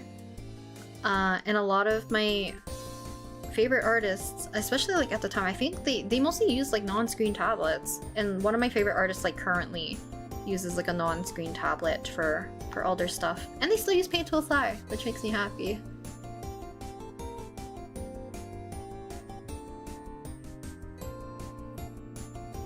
Where do you keep and organize your OC lore? There is no place that I keep all my OC lore technically. ARTFIGHT I think is the closest that you're gonna get to any very generic lore about my OCs.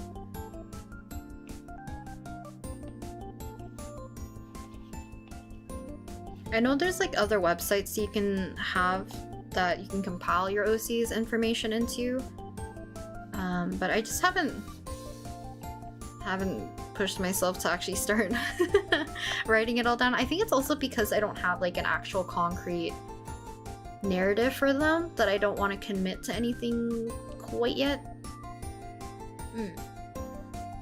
Bread is fire. Love bread and carbs in general. Whoops. Why am I getting bigger?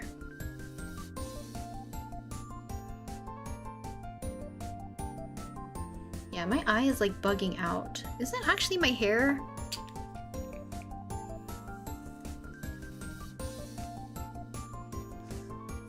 I think so. What kind of bread? I like milk breads. Shokupan, I like sweet egg bread. I think those are my favorite, just like in general. Like a big, thick slice of toast with like a sweet egg bread. My favorite.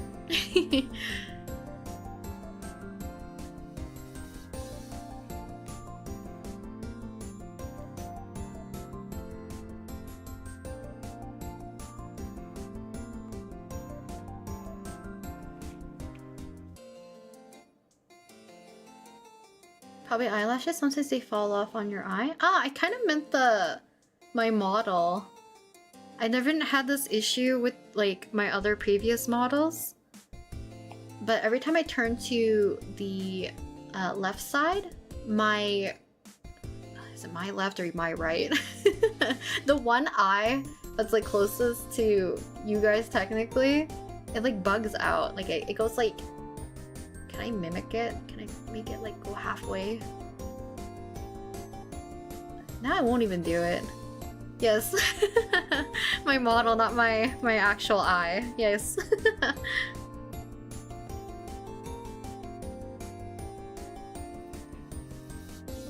It's very expensive, especially from Indonesia. Ah. I know, like, yeah, some of the tablets and like electronic devices I know gets very pricey in different countries. Because growing up, I think in 8th grade, my first drawing tablet was $70, I think? And I've used that for like 8, no, not even 8 years. I guess it would be 7 years. I used it for 7 years and it held up for like a long time.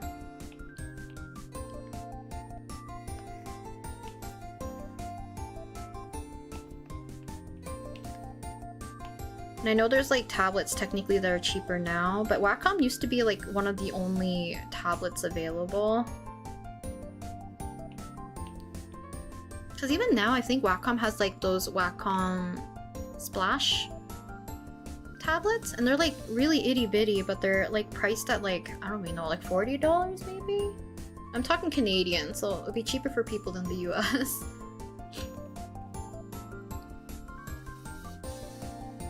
Hello Maymay, welcome.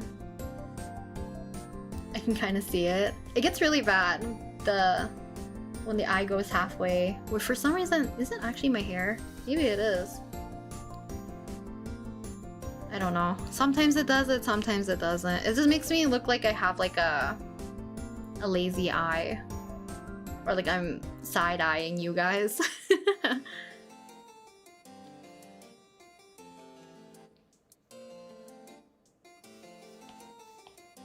So I feel like I'm spending forever blocking in these colors. We're gonna lock in. I need to get to rendering.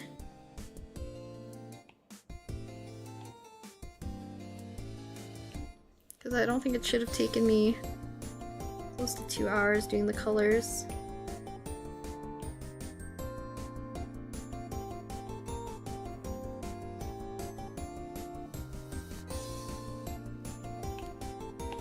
The extra fin.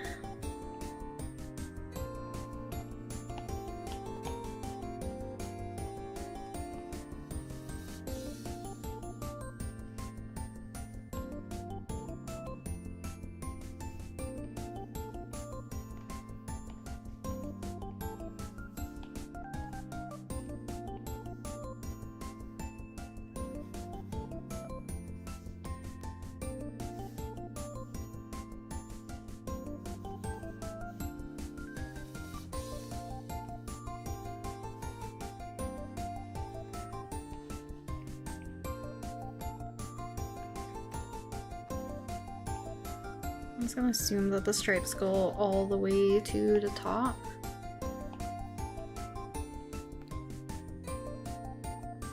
Oh, Nils Mask, welcome.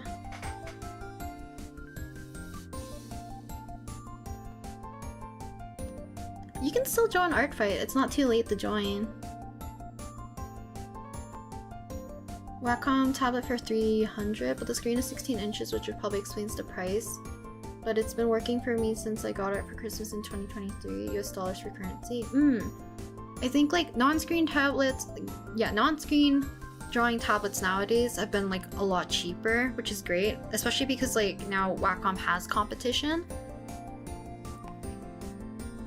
So that's kind of like a plus.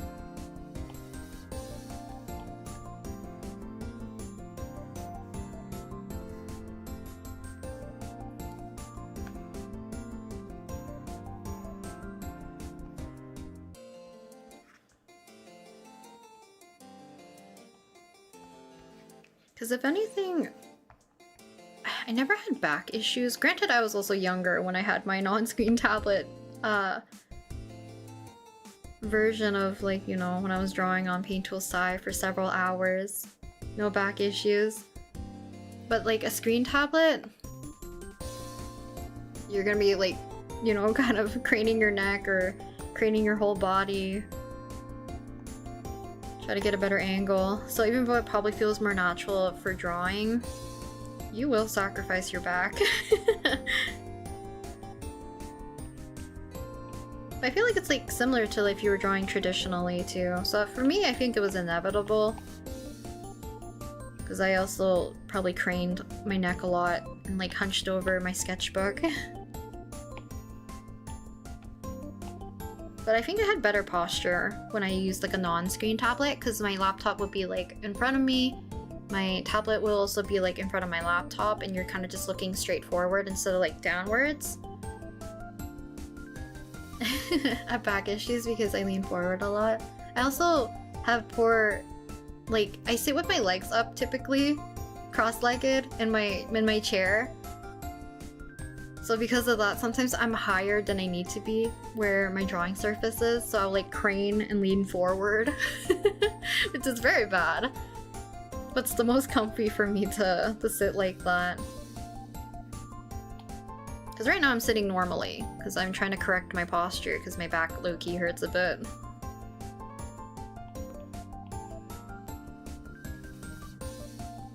I think it's because I drew too long yesterday with very poor posture. So I'm kind of, you know, the consequences of my actions yesterday is kind of making me suffer now. You don't have back issues even though my shrimping is— oh wow. Maybe you're shrimping like your entire body, not just like your back and your neck maybe? But savor those times. Back issues, it sucks. Granted, I do spend more time at my desk probably compared to when I was younger, so that probably also contributes to it.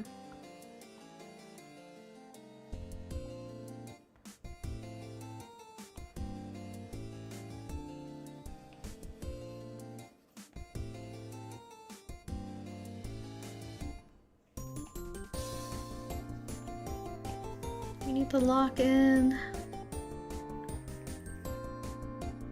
We need to get to rendering. Because I thought this one was going to be more simple.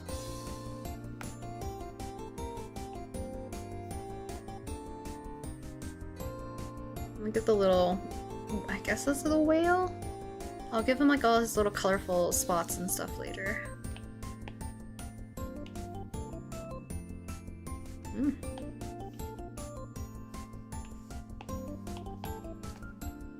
So we're pretty close to being at least ready for rendering soon. She looks cute so far. What's her name again? Her name is Cosmo, or their name is Cosmo. I have no information on this character other than what they look like.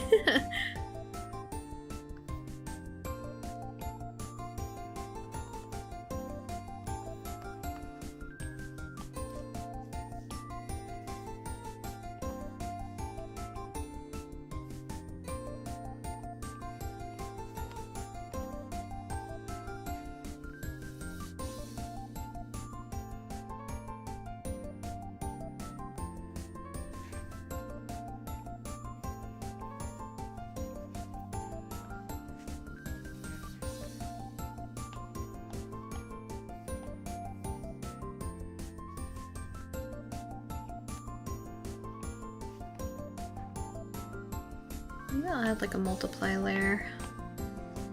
We had a shadow for this.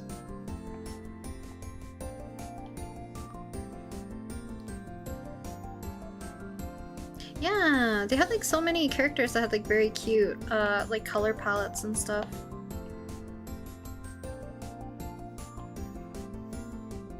I forget when I saw this character.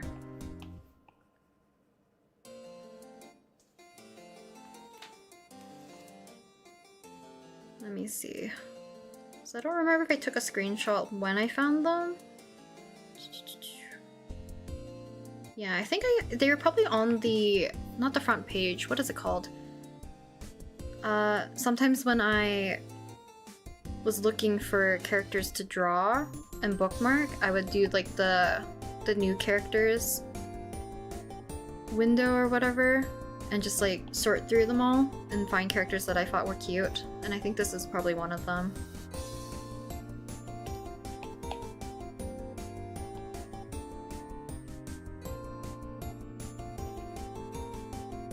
Oh, Mega, welcome. Welcome Tanya as well.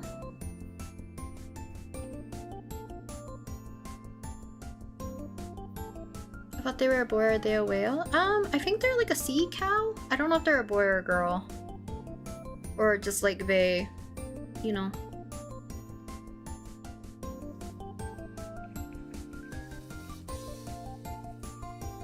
I just think the character's cute.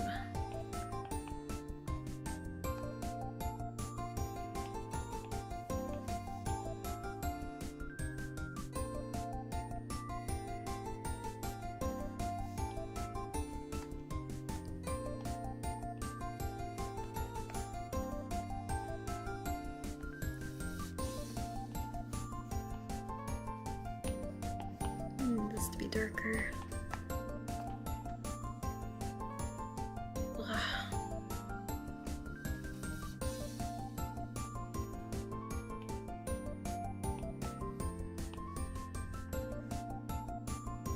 Maybe actually prep for rendering pretty soon.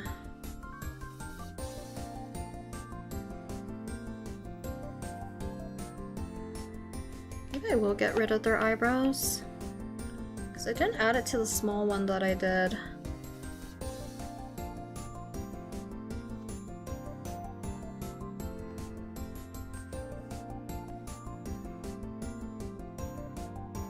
Yeah, I think we're fine. I probably will render without the little glass helmet. But let's change our sketch color.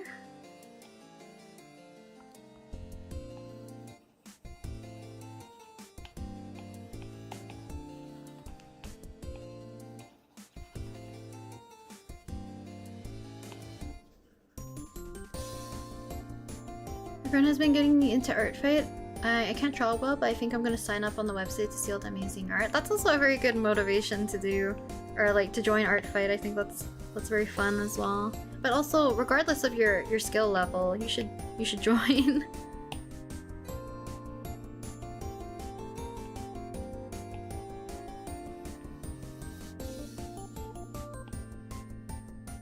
Did you prefer reading their OC's info or just by looking at their design color palettes? I'm curious. I do both. For when I was choosing OCs, typically I will pick based on visuals, because obviously there's gonna be characters that I feel like I wouldn't be confident in drawing, and I don't want to do their OCs like a disservice. Let's say like if they're like more of a creature, I guess, or like a furry animal features and stuff that I feel like are not stylized in a certain way, I probably struggle a lot, and like I said, I don't want to do their character a disservice. But once I like a character's design, I feel like it's something that I probably am able to somewhat draw, then I will also read up their description. Because if I can, I want to incorporate like their personality into consideration, because it will help with like posing or like situations or environment, etc. Because I think for this person, like if I didn't read that I think he likes this idol character, they play guitar on the side. I forget what their whole lore was, but I do read up on lore so that I can figure out, like, you know, how I want to attack the character and their creator or whatever.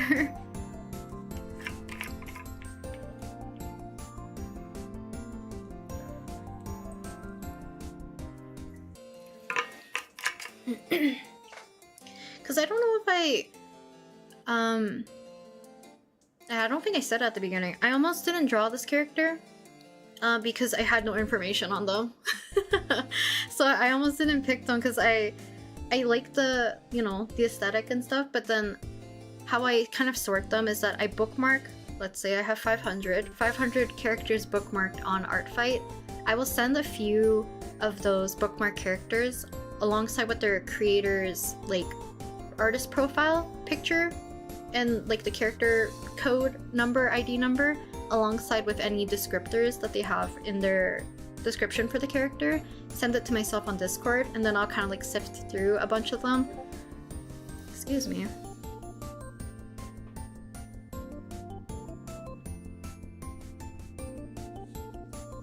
Okay. We're going back to sitting with my legs up. I'm gonna be cozy.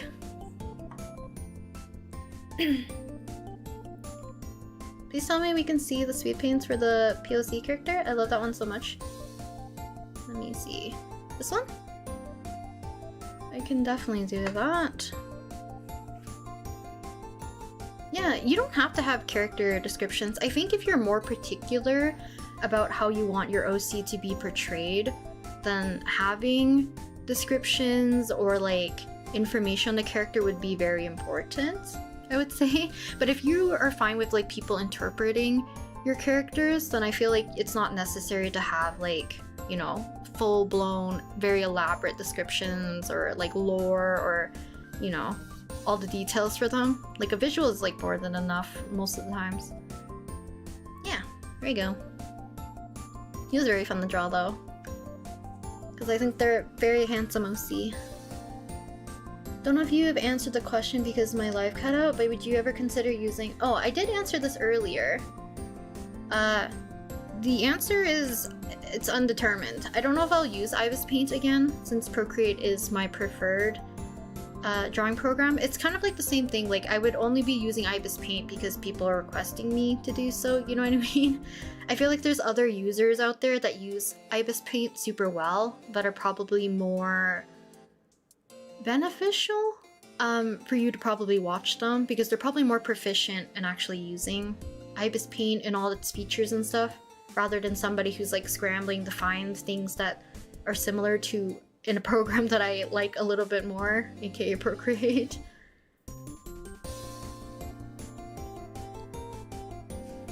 Yeah.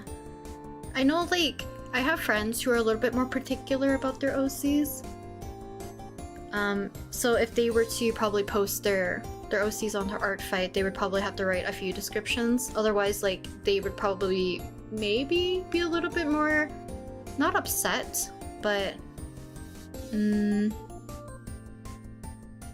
don't know. I don't know how to explain it. Like, if their character is super, like, out of character, you know, to prevent that, I feel like you should write a description, you know? Being like, this character never smiles or whatever, so you don't receive attacks with your character, you know, full-blown smiling. Because at that point, I feel like they probably have something against you.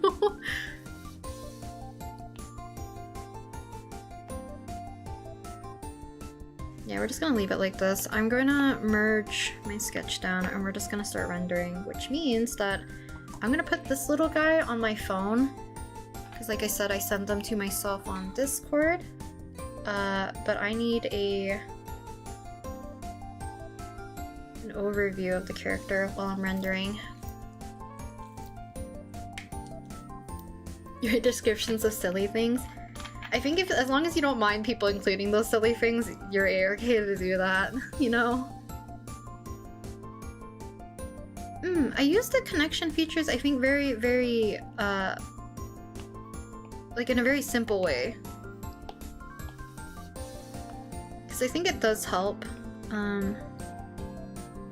Especially if your character has like different relationships or like in different universes and stuff. I think the connections definitely is very helpful.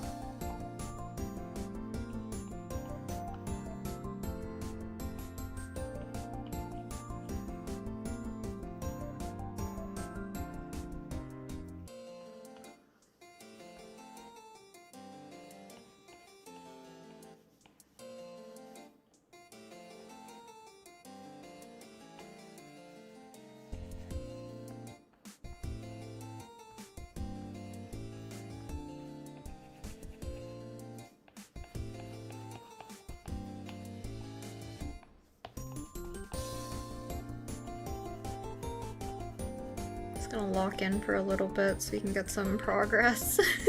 I spent probably way too long just trying to block in colors.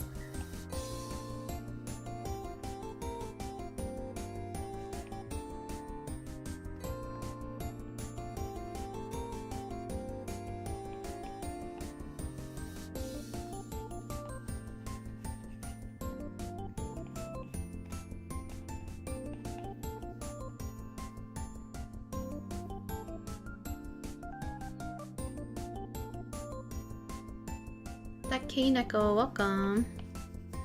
How are you? I'm doing well. Hopefully you're also doing good.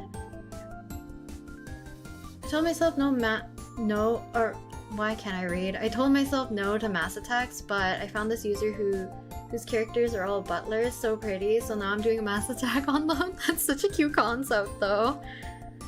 A mass attack of just all the butlers. It sounds very cute. Ah, no worries. Thank you for coming to the stream though, Kayla. And get a good night's rest and hopefully stretch your back so you don't ache the next day.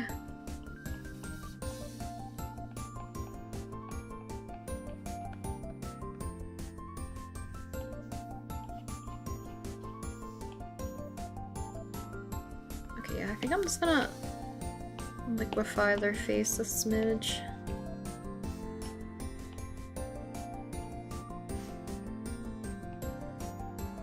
Draw it so wide. We'll bring this down small.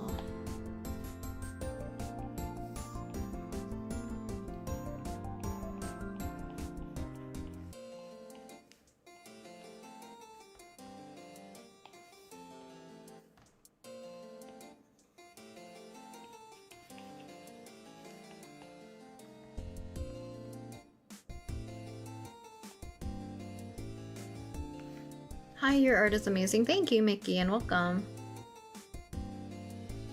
You've done 10 attacks so far. It's my first art for, so I'm really inspired right now. Oh, that's so good. A lot of you guys have, like, you guys are so speedy. Honestly. The 10 attacks, awesome. Hope you guys are enjoying ARTFIGHT though. So far I've been hearing that a lot of you guys are enjoying it.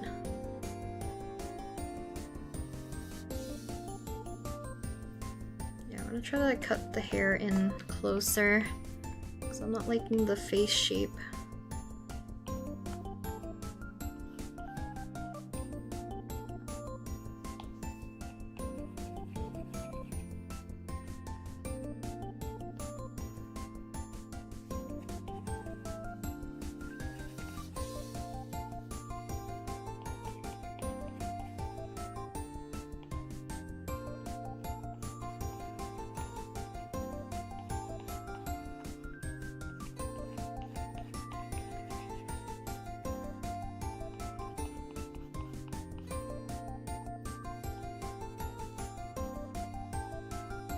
Have you looked at your recent attacks? I think I'm caught up since the... Is it the 8th, I think? So I think I have 2 days of attacks that I haven't looked at quite yet. Or 3 days, technically. There's like 13 attacks I haven't commented or looked at properly.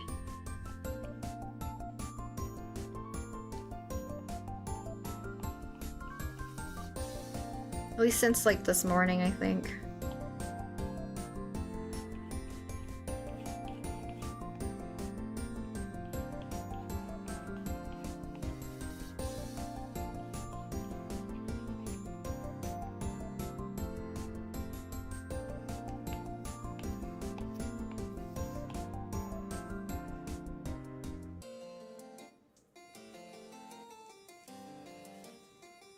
Doing flat snaps, nice.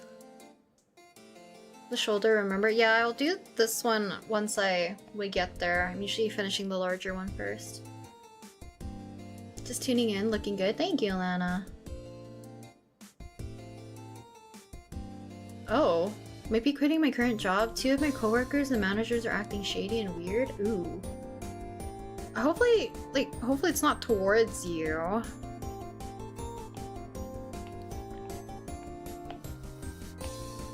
So I don't know if I want these to be cooler.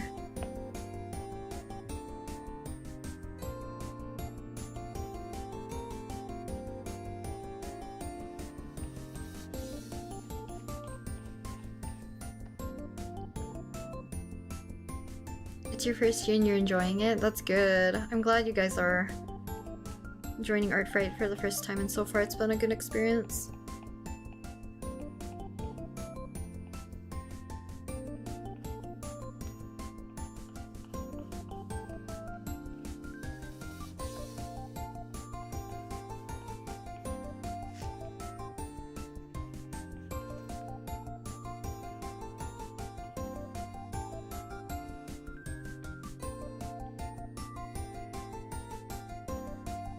I'm doing an attack while watching this and I cannot decide what pose I want to do.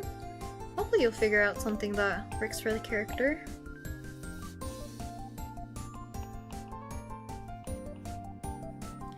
I think that's like partly why I've been more gravitating towards doing the sketch page styled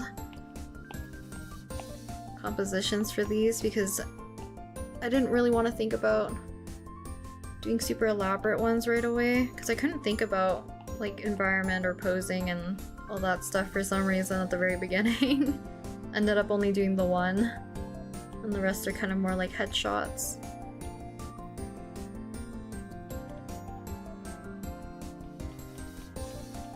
Like I said, there's some like really cute idol OCs that I saw that I really want to do some fun poses and fun lighting, hopefully.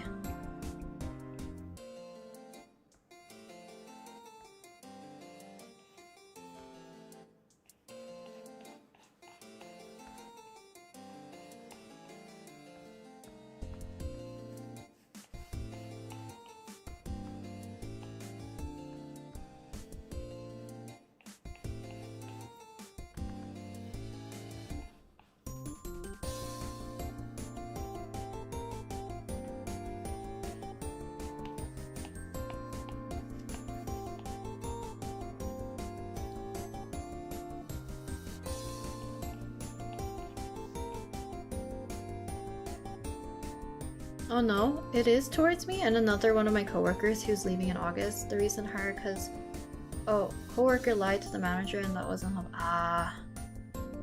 well, hopefully you can get out of that situation though if it's like kind of like a toxic work environment.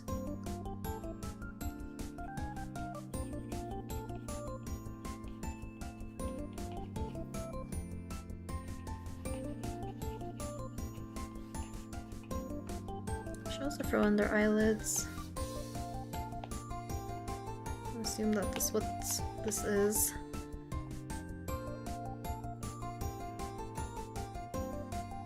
Such a cute OC. If I have time, maybe I'll draw them. Yeah, if you guys like this OC, their username's at the top alongside with the character's name.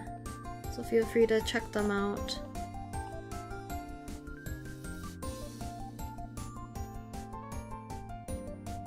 Oh, hello Dee! Welcome, welcome. Hopefully you're having a good art fight as well.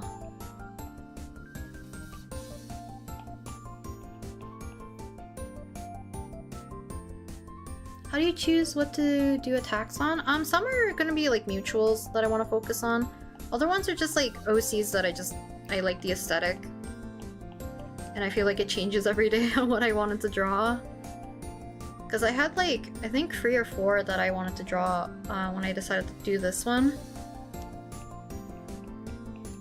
Because I wanted to do something of a lighter, kind of colorful aesthetic, but I also just like the fact that this is kind of like underwater creature coded.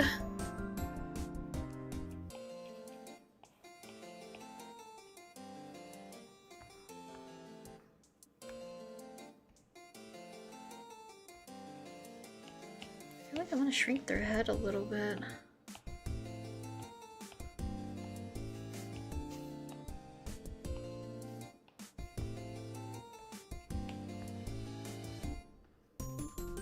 Let's see. Idol of Seas. Haku, right now from Spirited Away, I love drawing along during your vids and stream. Thank you! Hopefully the drawing of Haku is going well. Your mass attack is all idol of Seas? They're all so beautiful? Wait, that's so cute! I love idol concepts. They're so fun. Question for no reason in particular, but do you have an interaction stuff already in mind for Selwyn, Lepus, and Cetus? Or would you be open for silly headcanons? Go for it. You have free reign, Day. You have free reign. I also trust your instincts.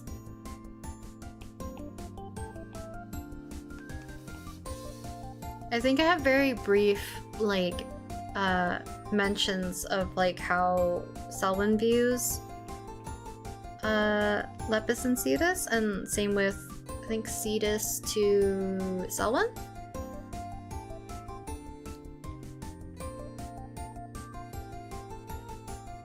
But go for any silly headcanons.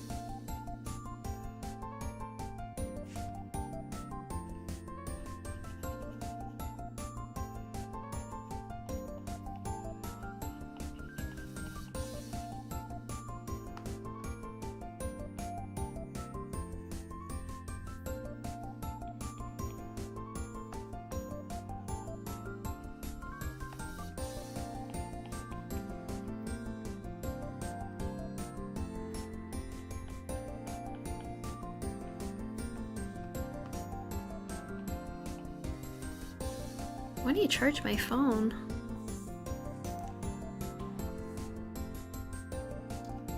Wait.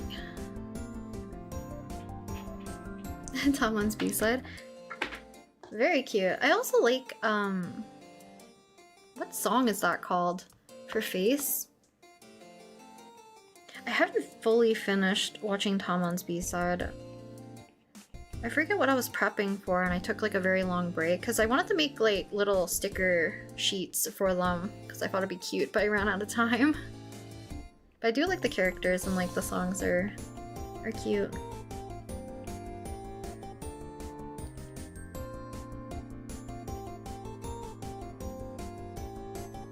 You could start a whole agency with the number of idol OCs you have. I feel like for you, Alicia, you could have several agencies. If you include like your Genshin ones too as like a competitor or something.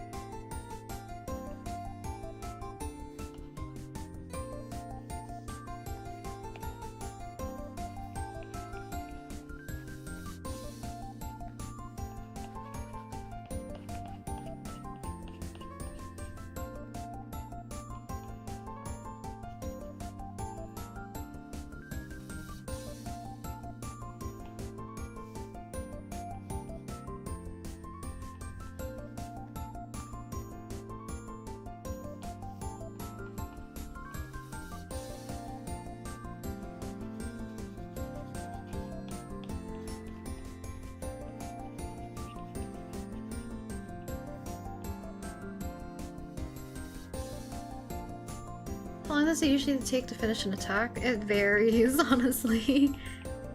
I feel like it takes a lot longer if I'm streaming because I'm reading chat and answering questions. So I don't lock in as hard. Because I don't know. I'm assuming you guys prefer like talking streams. Because I was thinking like maybe on some days that I only had like how to explain it? Where I can't turn on my mic, I guess? If I did like a silent stream with just like ambient game music, just working on art, would you guys want that? Or do you guys prefer like the chattier streams for productivity? What is more productive for you guys?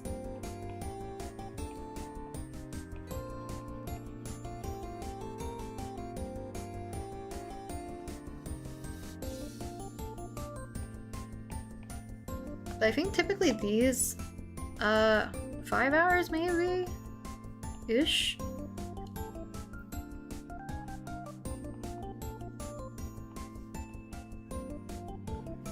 Like I said, it depends on what character I'm drawing, if I'm doing more like the sketch page style versus just the normal bust up, I guess.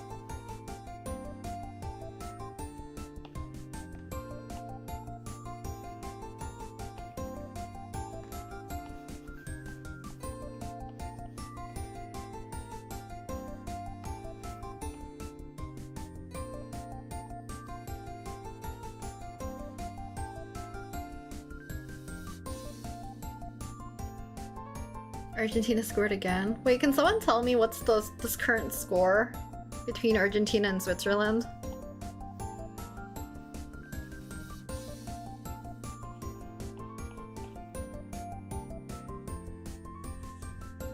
Enjoy the socialization?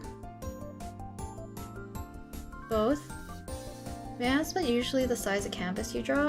It also depends on the artwork. This one's like basically A4 size, or about like 11 by 8.5 with 300 dpi. Otherwise, if I work on something like this, it's like 5 by 7, 300 dpi. 3-1 Switzerland? Dang. 3-1.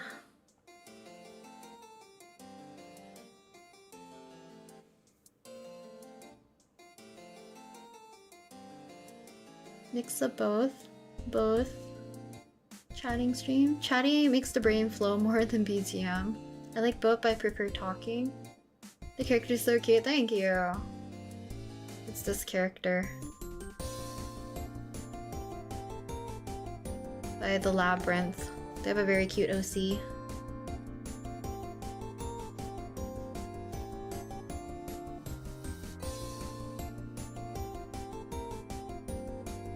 For chat, don't have preference, just like having background noise, mix of both. I can appreciate both. Both sounds good?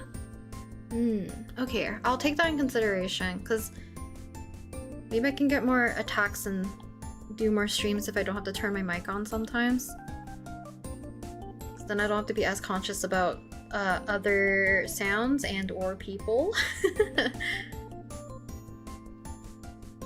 That's okay. I think I can probably find more time to still do more of the chattier-ish streams.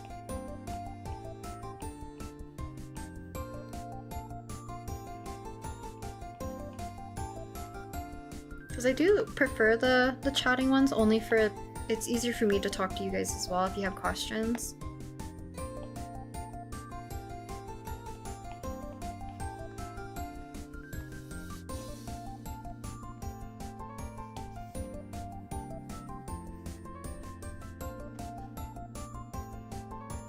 Color palette of this character is so cute.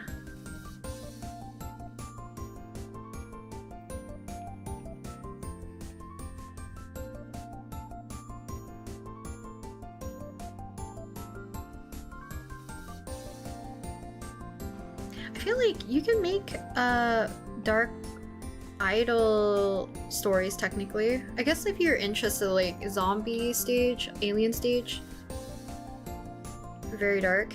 And I guess with zombie stage, it's definitely not targeting. It's highlighting more of like the dark side of the idol industry.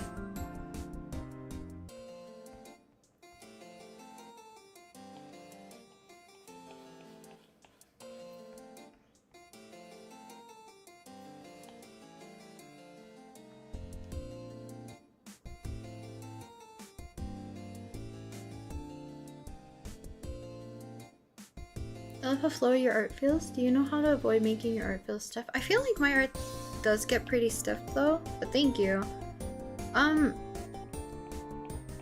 I guess it might depend. So for like poses and stuff, it's definitely good to have like much more of like a looser gestural feel if you can. I'm very bad at this because my anatomy is also very like my anatomy knowledge is very lacking, so I feel like I don't have that free flowiness.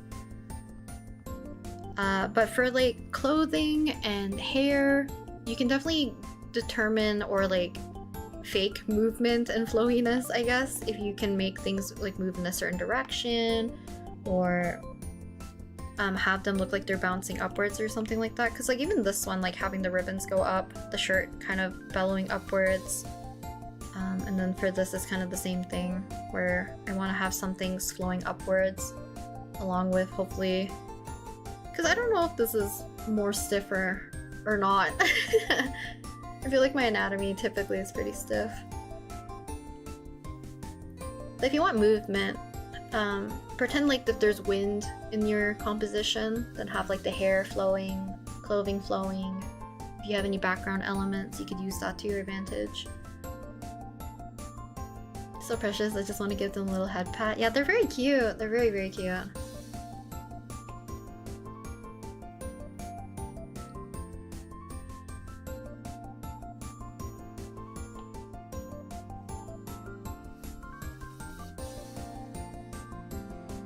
you doing defenses on ARTFIGHT this year? Do you mean like revenges or?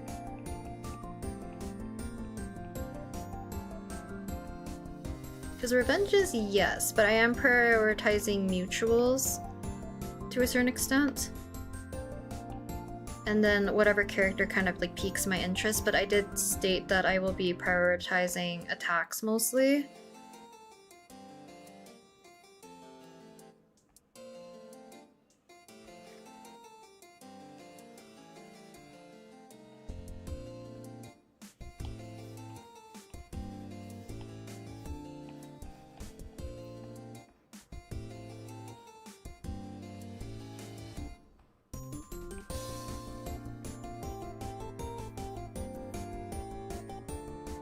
Oh my god, don't choke on your chocolate, please.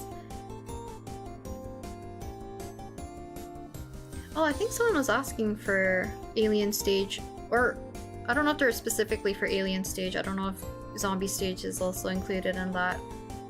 Someone was looking for those types of OCs for ARTFIGHT potentially.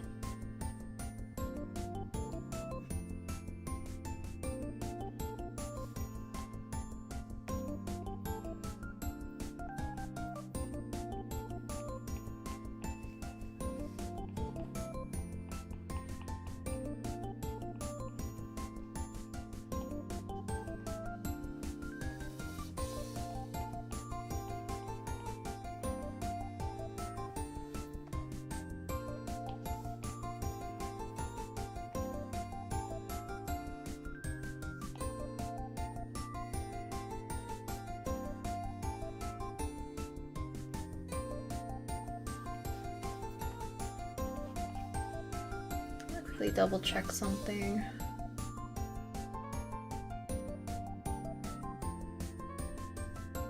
Okay, there we go. I thought I lost my other chat window. Oh, what is happening?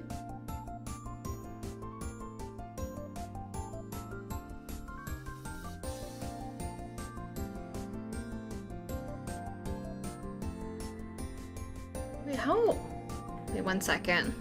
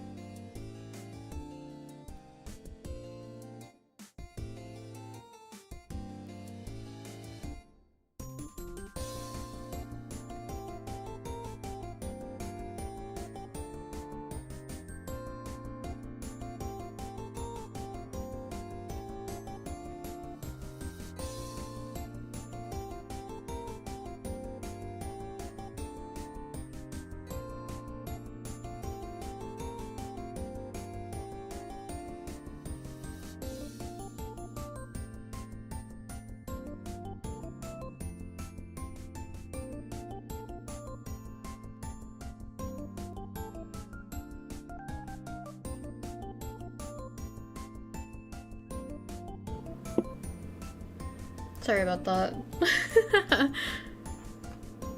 My dad called. Is the game for Argentina versus Switzerland still going, guys? Or is it over?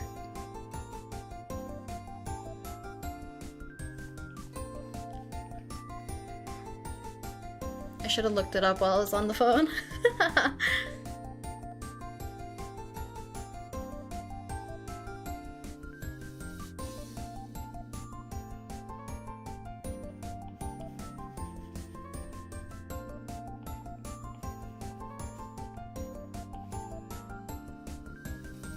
Do you like Selwyn or Masaki more? Ah, you can't make me choose. I think at this like right now, what I'm feeling, I like Selwyn more, but Masaki is like forever my favorite son. I don't know if that helps you with anything.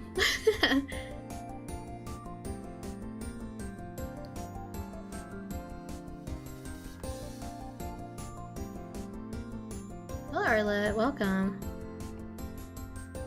How are you going? I'm doing good. Hopefully you're doing well. I might actually look it up really quick. The reason my dad called was he wanted to say like Argentina, because he's a fan of Argentina. How dare he?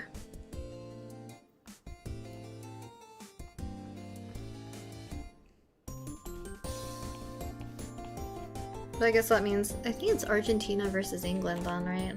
I'm assuming. I'll look it up really quick.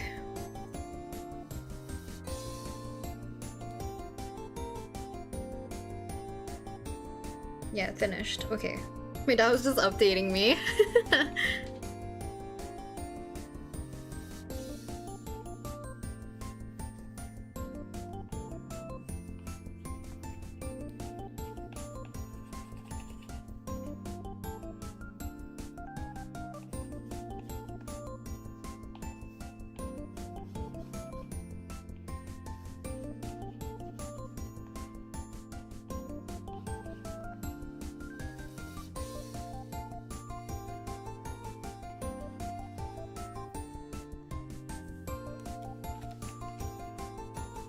One of my current favorite attacks I got last week was a full body splash art of one of my newer OCs. The rendering style made my jaw drop low-key. Oh, that's cute though! Splash attack art is very fun. It's also a fun way to do an attack.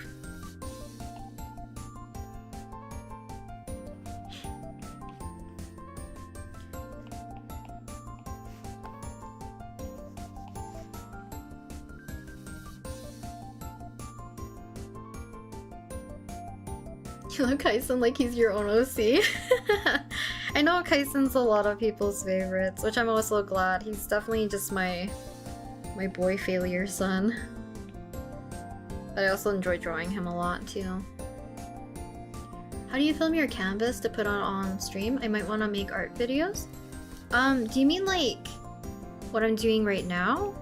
Because the way I stream is different than how I typically record. Because recording, you need like a camera arm to make your camera float in front of your iPad. But if you mean like right now, I'm using... Great, now it froze. I'm using... What is it called? Reflector 4 is the app, and you're screen mirroring it to your computer. And then you use that as like a capturing window on OBS to record it, basically.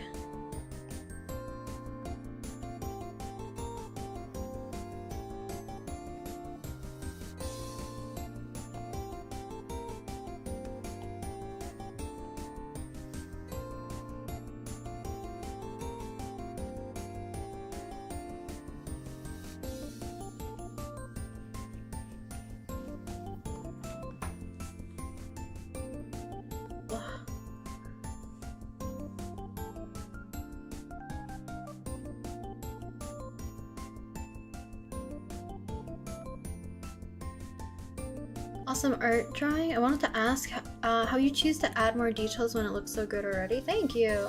And hello. I think at this stage I have a lot of like stray lines.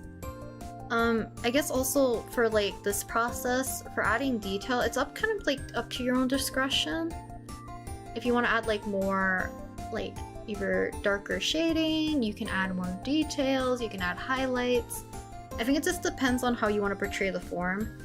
For me, I'm doing a lot of cleanup for the most part, because part of like my shading and stuff was done probably prior, more or less, when I was doing the rough coloring stage to a certain degree.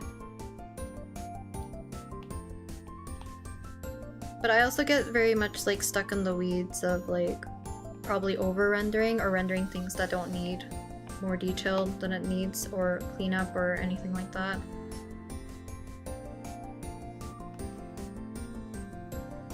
Because I know some people think that before I lighten up my sketch to prep it for this step, some people think the coloring is usually finished by then, but I can see all the straggly lines and all the improper shading and all that, so it's all up to your own discretion. You'll get more of like a feel for it once you continue to do more drawings, because then you'll find what you have preference and like what you lean towards typically.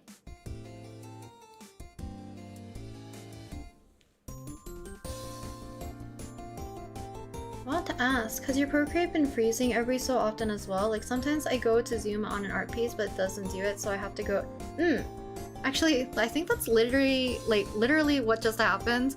So what it would do is that I can't zoom in or zoom out typically, or like rotate, right? And then it would freeze, and then it'll allow me to zoom out to the full view of the canvas, and then I can't move it, so usually I have to either exit out of the gallery or exit out of Procreate as a whole. So knowing that you are also experiencing it kind of makes me at least a little bit relieved, because it probably means that maybe Procreate has a glitch. Because I was scared that this iPad was deteriorating, and I was hoping that wouldn't be the case, because this iPad's still fairly, it's not new, but it's not old. And I know I'm not running out of memory on this one, or like space.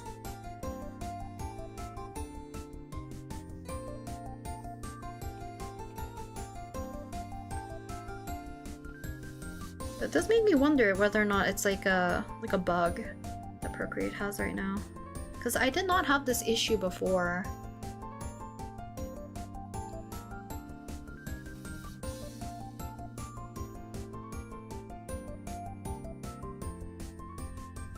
It's been with you for 6 years. That's so cute. Your comfort OC.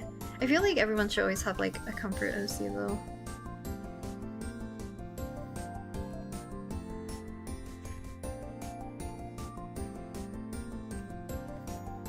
Or that, or like a comfort character. I think I was talking to a mutual of mine about like having OCs and stuff, and I definitely think it's definitely not necessary to have an OC. Like if you have fandoms and characters that you like and enjoy, I think that's more than enough. Like that could be just your muse, right? You don't have to have OCs.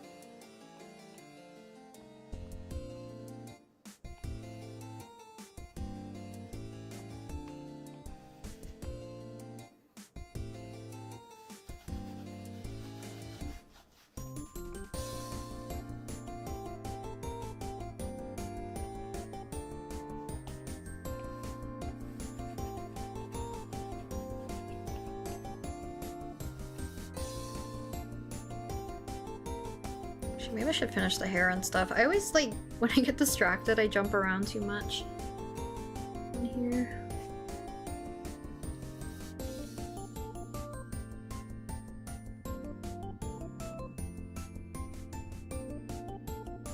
And like it started during ARTFIGHT season. I think mine started for like the last 2-ish months maybe that I've experienced this weird freezing that Procreate has done, because it's done it twice in the stream. Because before I feel like it just happened a little less frequently. And then before, obviously, maybe before 2 months ago, it would happen like not at all.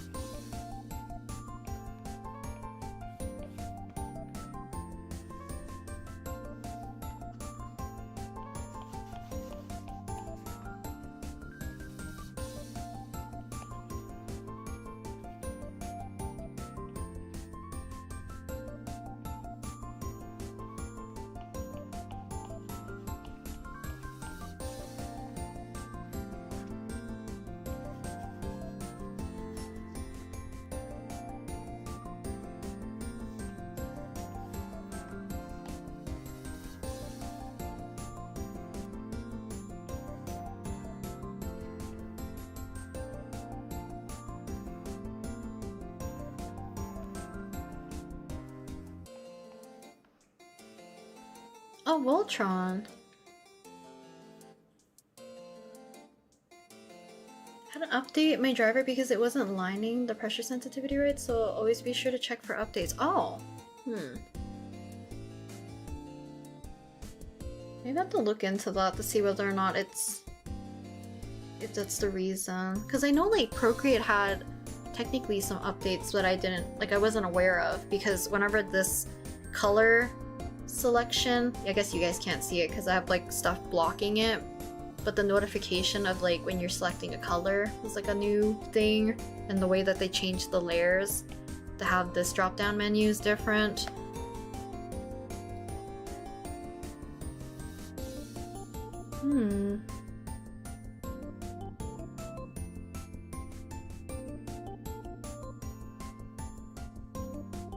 Mashiro? Mashiro's a cute name. Oh, April Walsh, welcome.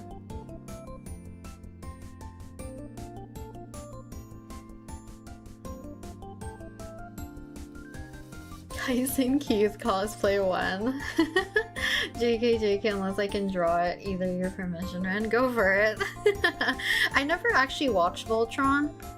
I just know a lot of mutuals who are in that fandom.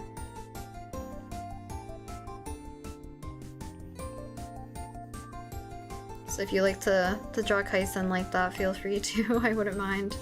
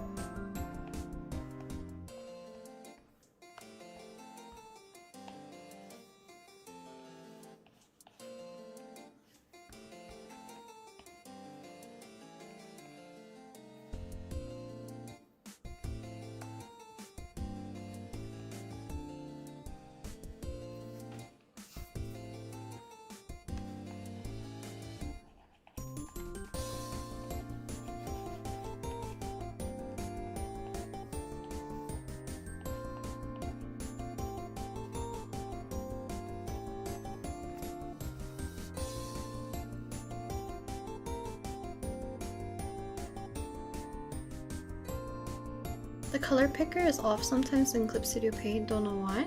I don't think I've had an issue with the color picker before in Clip Studio Paint. Is it, because there's technically 2 color pickers in Clip Studio Paint, right? There's one that's for like display colors, and then one's like it grabs it directly from the layer.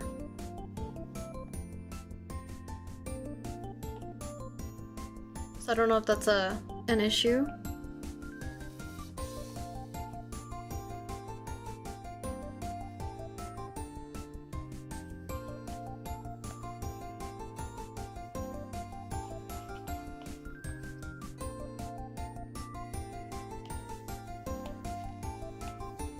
maybe squashed in his head a little bit, or their head. I'll lower this a little bit too.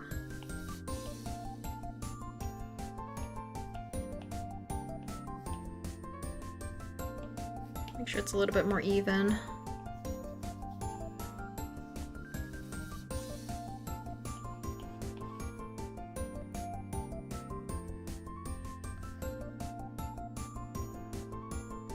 What do you mean Studio Paint has a skill issue? What do you mean? Studio Paint has like so much to offer though.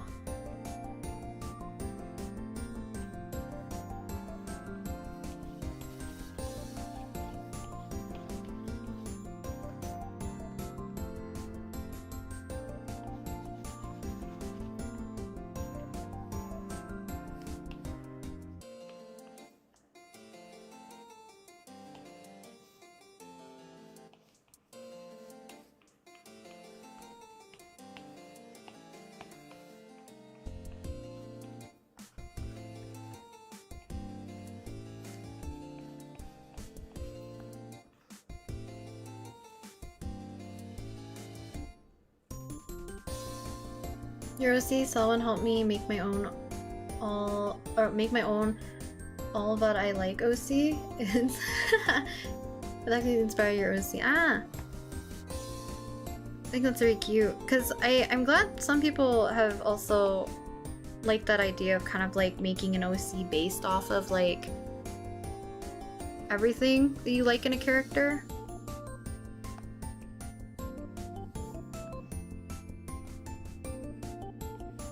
A character that can embody all of it into one. And hopefully they can become like your comfort character basically. But someone definitely fulfills that niche for me. Which is why I said that he's kind of like my favorite at the moment, but Masaki is like forever my favorite.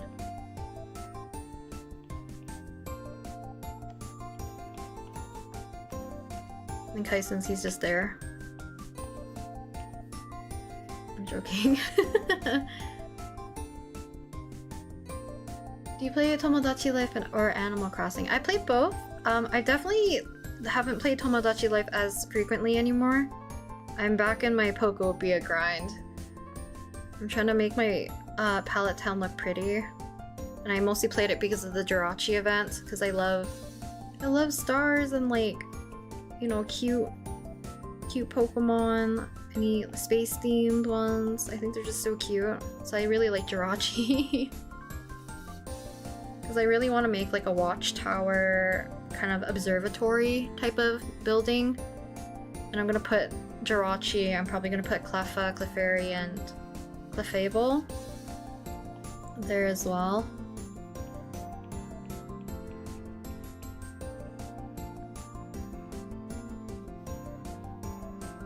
I was gonna say maybe I'll show you guys my Pokopia, what it looks like right now, like my palette town. But I don't know if I have my stuff set up properly to do that. Had the one gaming stream and that's it.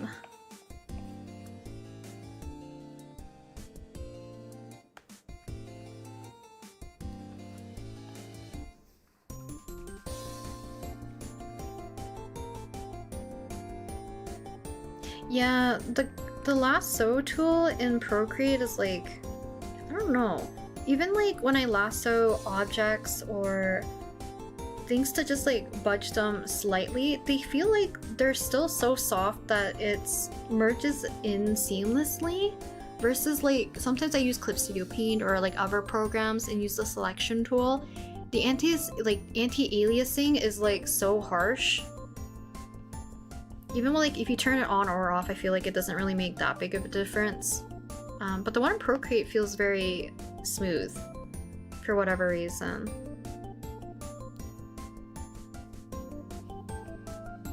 So it makes like adjusting very easy. But then again, I still don't use it for every filling for colors because I still prefer some of the colors to bleed into one of another.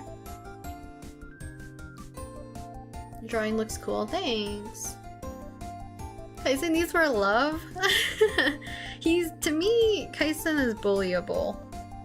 Unfortunately. He's lovable in that sense. Because if anything, I've drawn him probably more than Masaki recently.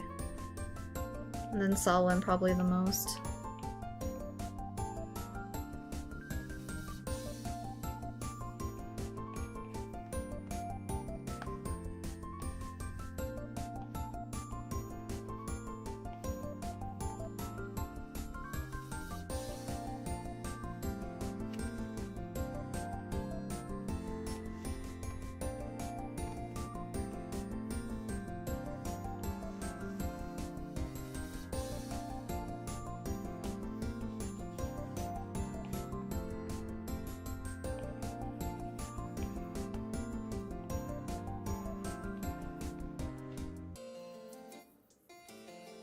Anti-aliasing, it's kind of like the...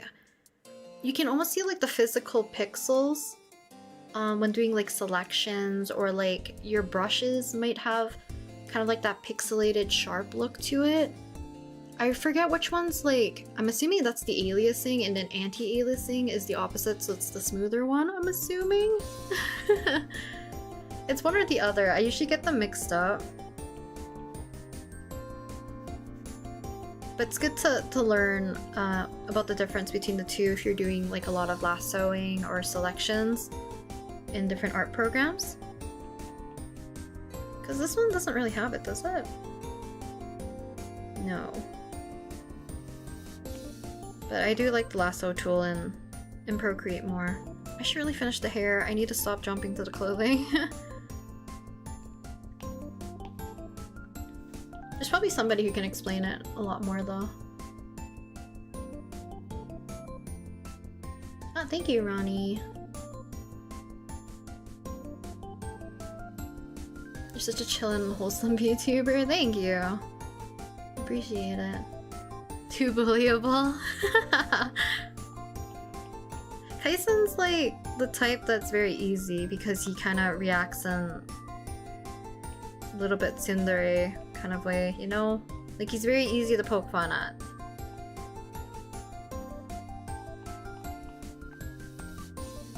Which I'll never do to Masaki.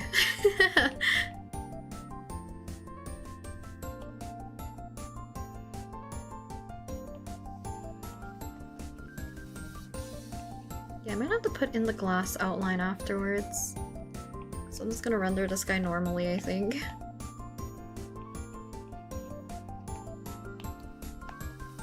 Actually, we're gonna do this instead.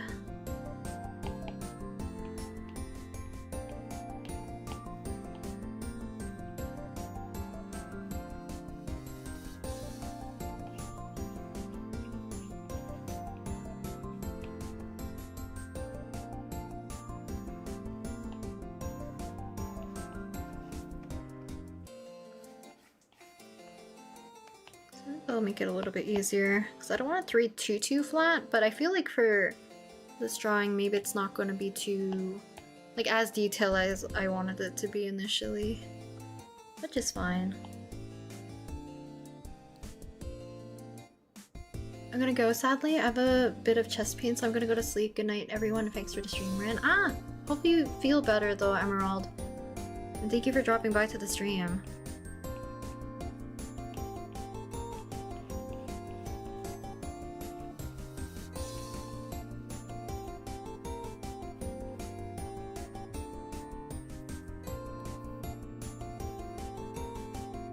These have Pokemons assigned to them, and I love having a Pokemon companion to them. I also draw them in their Pokemon PJs. That's very cute. And I can agree with I like the idea of having like a Pokemon AU or something, and then having them with their partner Pokemon. It's very cute.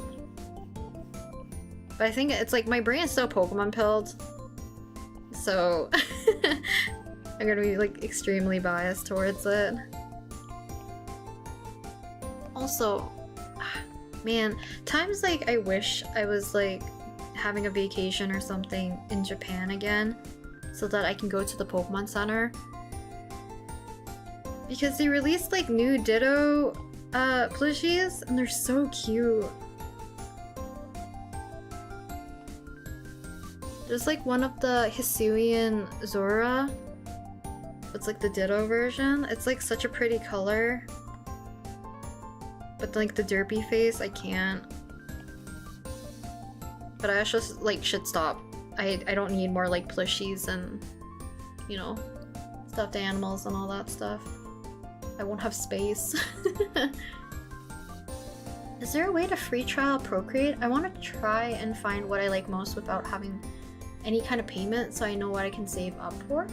I don't think there is. Luckily, Procreate isn't like extremely expensive. I don't remember what price it is currently. I think I got mine for about, I think it's between 12 to 14 Canadian. So I don't know what it is now. And I believe it went up a bit probably, I'm assuming, since then. Because at some point I think like it was cheaper than even when I bought it at some point. That or I was like, you know, majority of my art friends are from the US, so their prices are gonna be lower than Canadian dollar prices.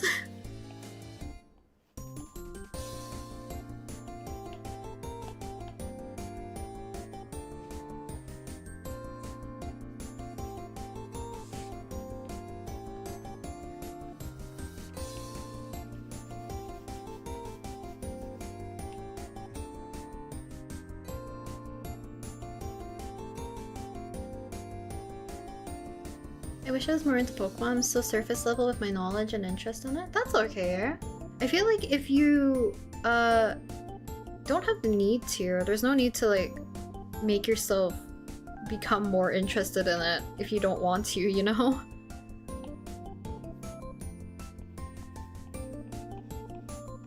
And surface level knowledge, there's nothing wrong with that either. For me, I think it was mostly because Pokemon was like part of my childhood for so long. And I like cute things, and I find almost every Pokemon like very endearing.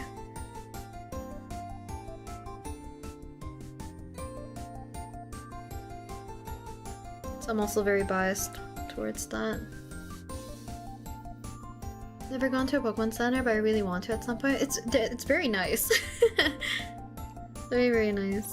I think the one that me and my friends went to, I think there's two. We went one in Osaka, and then the other one was I think the very common one in Tokyo, Sunshine City, I think is the other one.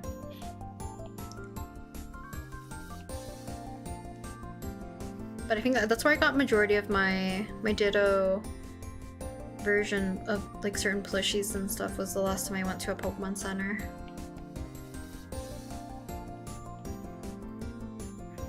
They have so many cute ones right now.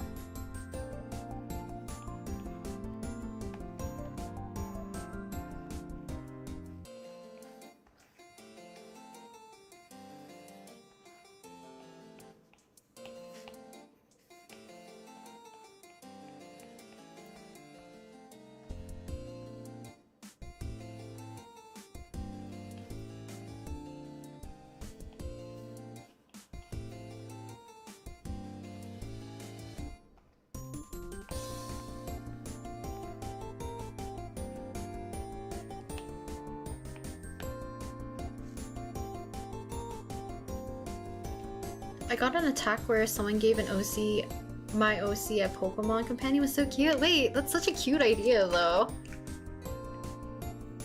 Very, very cute.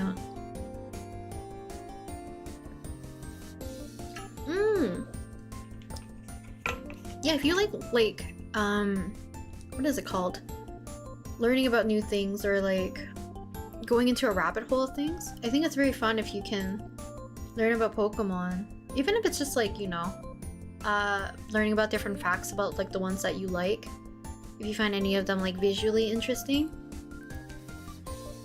Because I know a lot about Pokemon in a very general sense, I feel like, as well. But like some of the flavor text, like the Pokedex entries per region, sometimes I don't read them.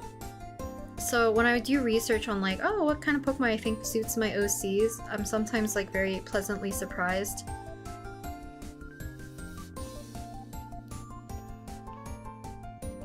And then it differs from like region to region. Sometimes you get new flavor text. And because of that, you get like more knowledge. And I find like they always give fun facts about them, which I think is like, it's nice to learn about. Makes the Pokemon sometimes even more like derpy or funny.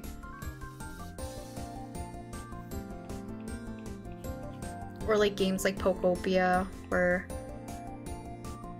I don't know, them just being able to like interact in the world, I find some of them, like so many of them, super cute.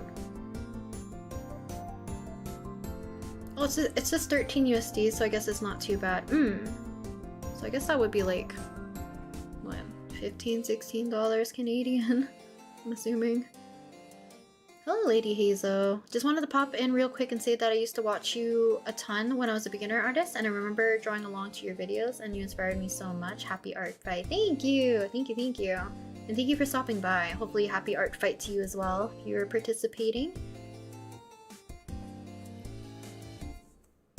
Not super into Pokemon, but I still draw them. You don't need to know a lot. You can always just like do research whenever you need to as well, right? If you like a Pokemon, you can learn about them. Or if you're watching something. Like, I don't care about like competitive battling or like movesets and all that stuff. That's like more of like what my brother was into. Like he could tell you what level certain Pokemon evolve, what like moves they will learn. All that stuff. Abilities, all that. I care mostly because I think the creatures are cute. Been 2 years since you went to Japan. Hopefully one day you get to go back. I'm hoping me and my friends can like plan some sort of trip.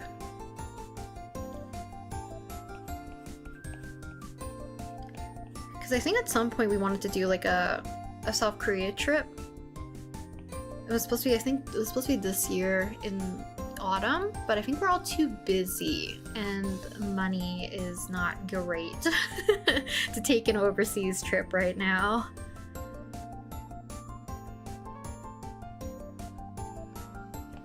But if we did, I think I would ask them if they want to extend the stay and hop over to Japan.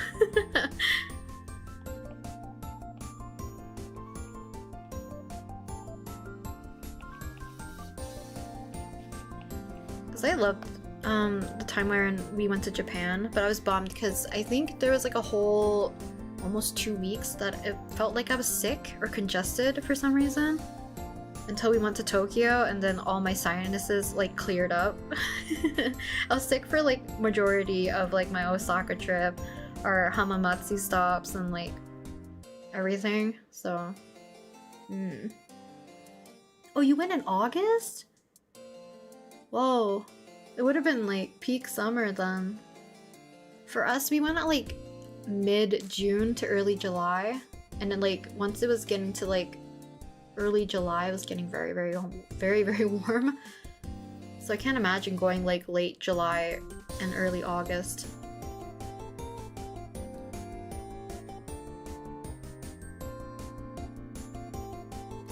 Your flight to Japan is tomorrow morning. Gonna try to catch up on some art fights. Revenges on the flight. Whoa, wait, that's so fun. Hopefully you have a good trip though. That's so fun.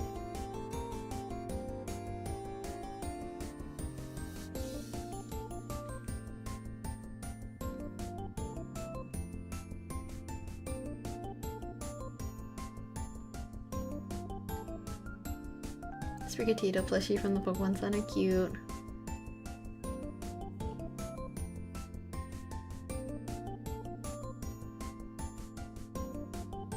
Oh, that's cute. You have friends in South Korea because of college. You don't fly well? Is it like anxiety from doing long haul flights?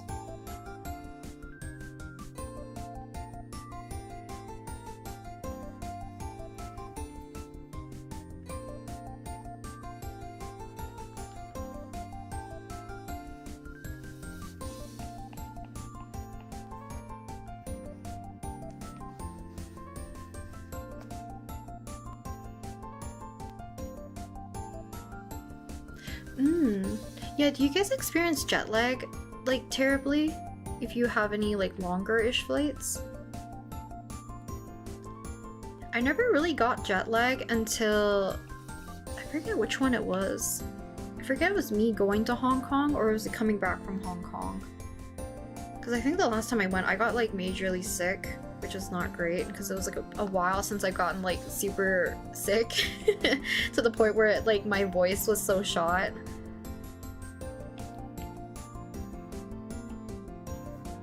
But usually I'm not too affected by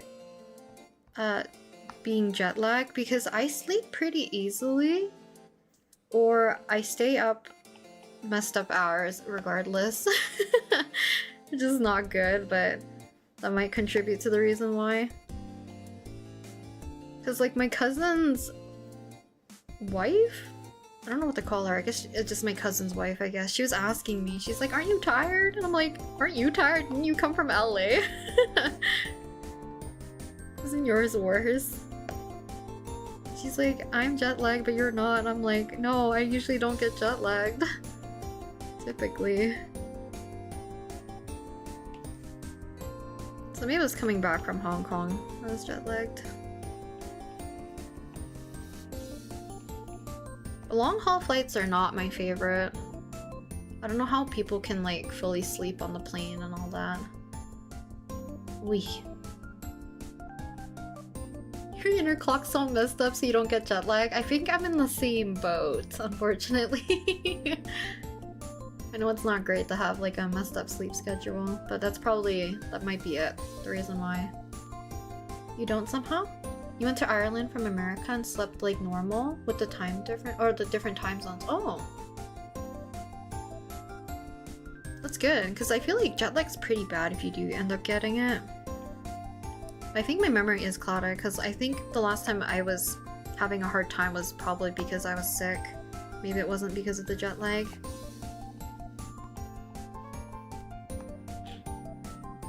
Because we had to do like a whole ceremony thing, and I know like my cousin's wife was like, she seemed like she was a bit out of it, but she was being so nice to me because I didn't understand certain things.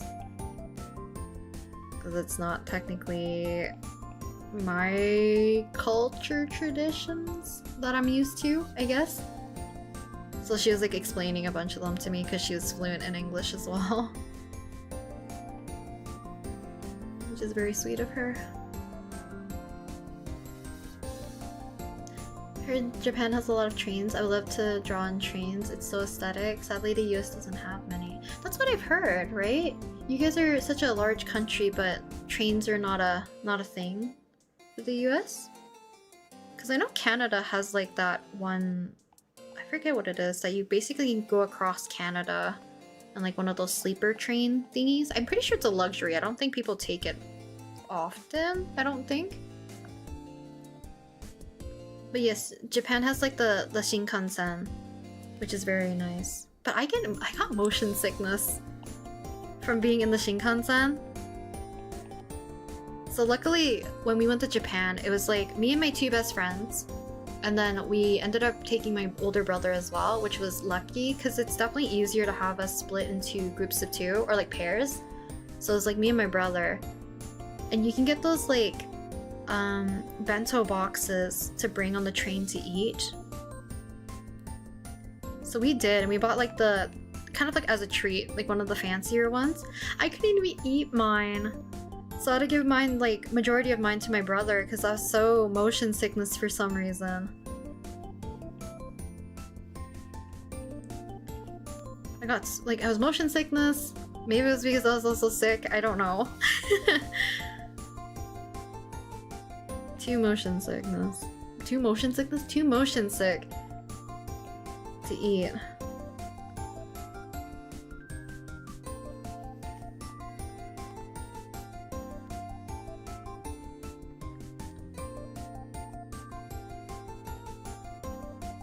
There's only trains in the city, but not many people take them. Is this for the US? Because, like, I remember someone else had this conversation recently that I was listening to. This is probably like a podcast or something, or they were talking about, like, the differences in Asia about, like, public transportation. And they're asking like for such a large, or I guess like it was Europe. Someone was talking about Europe and how you can take like the trains and stuff, right? To get from country to country. But then in the States, you guys are such a large country, but you can't have a train go from a state to a state, I guess.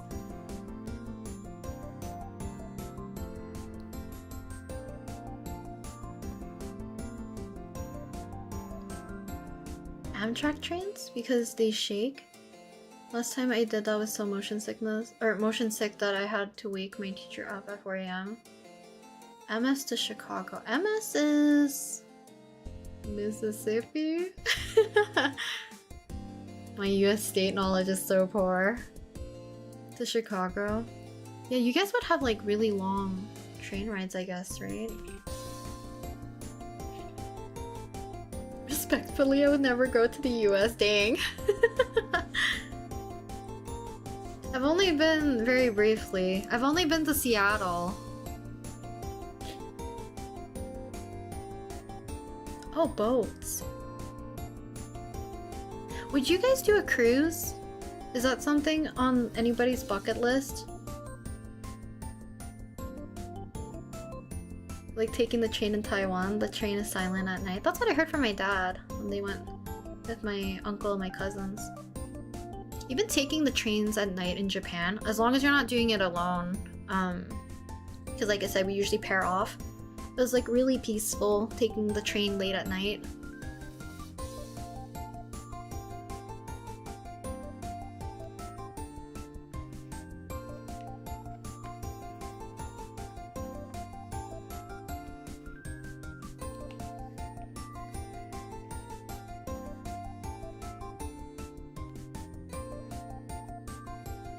Mississippi, yes, okay.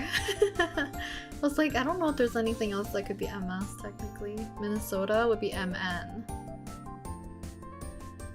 The abbreviations for the US always usually confuses me. Too many states.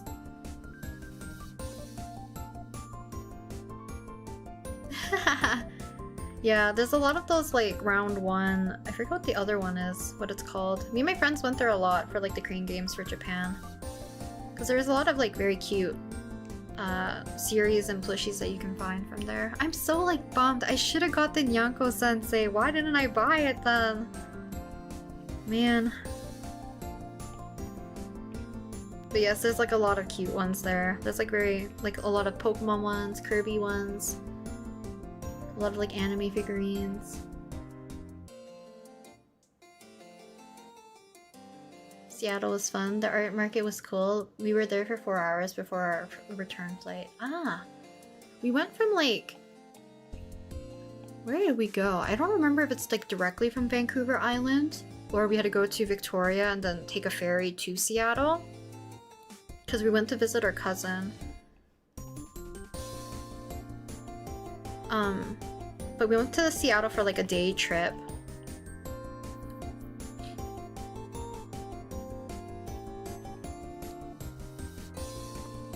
Been on 2 cruises.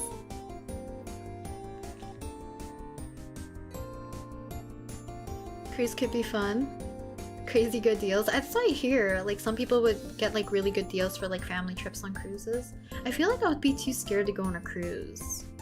I hear too many like stories. And being on like, I feel like a plane I can deal with being just on there for like, let's say 14 hours. Trying to get to like one destination to the other, but a cruise, like you're constantly on a moving boat, and I guess you get like stops and stuff, which would be nice, but I don't know how I feel about like constantly being in the water. I think that would freak me out.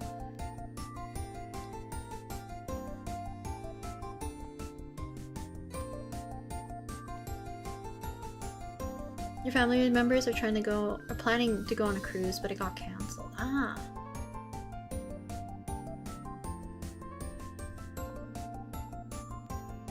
Cruise sounds interesting. Dolphin boats? Dolphin boats are fun. I've been on like a motorboat. And then obviously like, you know, one person. Not one person. I've been canoeing and I've been kayaking. Because my friend's like really into kayaking because her partner is. And then canoeing, we did, I think it's like 8 people in one humongous canoe back in like 6th grade camping. I remember that. And being paired up with like in a group where everyone's trying to like tilt and like try to knock people over in a canoe. And I'm like, I can't swim. I don't want to perish here.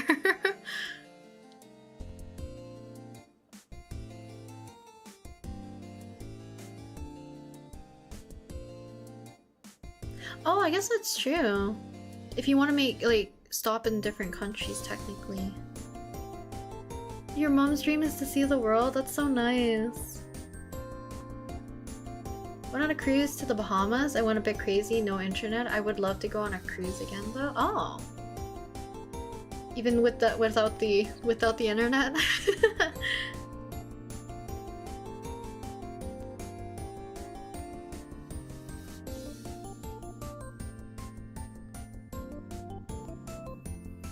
Oh, Disney cruise. I never really seen what a Disney cruise actually looks like. Because I think my brain can't fathom how enormous a cruise actually is. But then the more I think about it, I'm like, if that thing goes down, it's actually game over.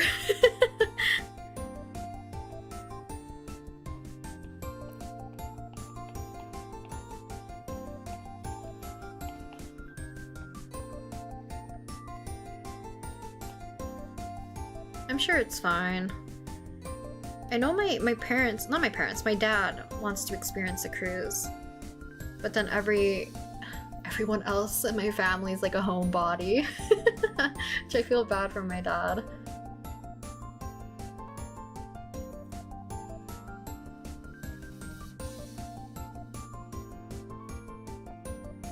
I love me a kayak too, girl. Love kayaking. Kayaking is like...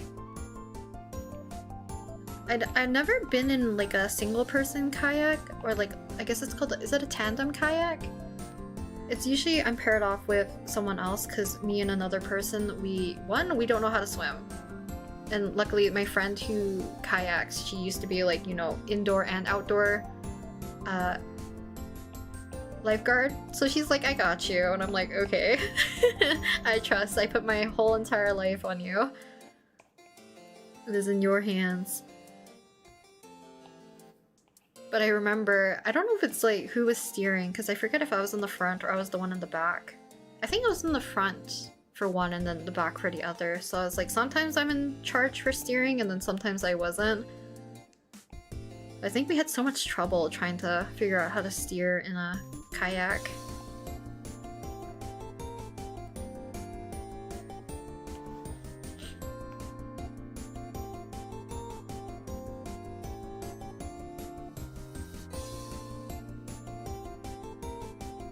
You love the oceans. Ocean may be beautiful in the smell of the sea salt, but still for me, in the outside, no for me. That's fair. Hearing all these stories make me think maybe I should touch grass and do more interesting stuff. The thing is, it's like, without my friends, I would be like even more of like a hermit homebody than I already am. My friend is like such an outdoorsy person, and then my other friend is like getting more into like hiking, camping and stuff. So they're getting more into that stuff while I'm like, nope, I'm gonna be inside where there's no bugs. No bugs. I don't have to care about drowning. But camping with my friends is always fun though.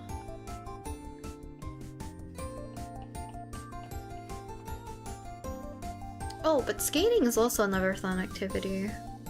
I forget what year me and my friends went to do it, but like in our city, there's like a place that has like a giant lake type place that freezes over, and it freezes to a, I guess like a very safe thickness that people can do local skating on. And like I said, my friend is very much like outdoorsy, so she had like helmets and skates for us. So we're like, oh, we can all go outdoor skating. It messed up my ankles, but you know, it It was fun. It was fun.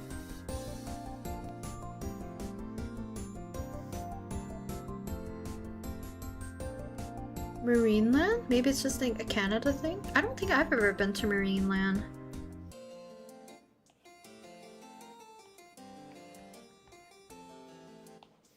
Is that Canada's version of like SeaWorld? Granted, like I was in a small town village for like a while. So I don't know if I got to experience that kind of stuff until much later. If I could, I mean.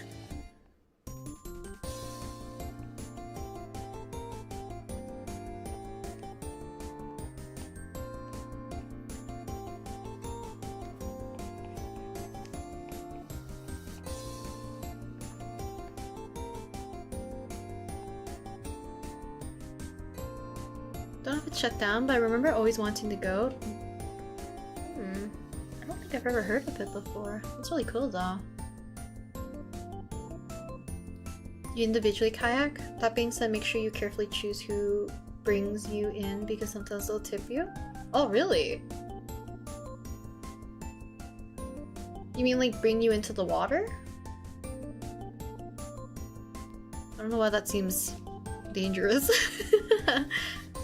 I'm such a homebody though, so anything outdoors is sometimes I get mystified about it.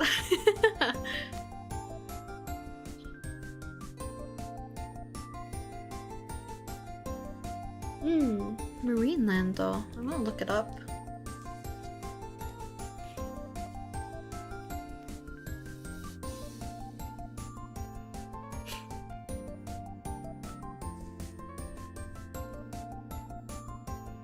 Marineland, the iconic Niagara Falls, Ontario. Ah, it's an Ontario thing. But it is permanently closed. Maybe that's why I've never heard of it. I don't know what goes on in the east. Eastern Canada.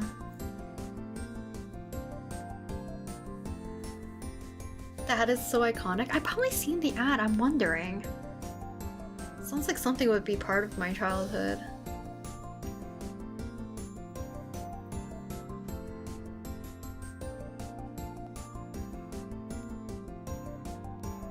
See, my family typically has to drag me out of the house and I could enjoy wherever I get taken along to, but otherwise I'm the family recluse, the family hermit, yeah. I know my dad's probably like shaking his head, like why do I have 3 hermits basically? Like my mom's like more like typical Asian mom. She doesn't want to go outside because of the sun. She likes being at home where there's air conditioning. I think my brother just doesn't want to do family trips, so it's like, you know, his own stuff. Me, it's like the outdoors. Outdoors, I think, is more like it would be a problem for all of my family because my dad's not exactly an outdoorsy person. My dad just likes travel. But I feel like for traveling, it's always like pinned onto me and my dad to do. Like we're the GPS, we make the plans, etc. My mom and my brother can chill. Which sometimes I hate. Because I'm like, fend for yourself, please.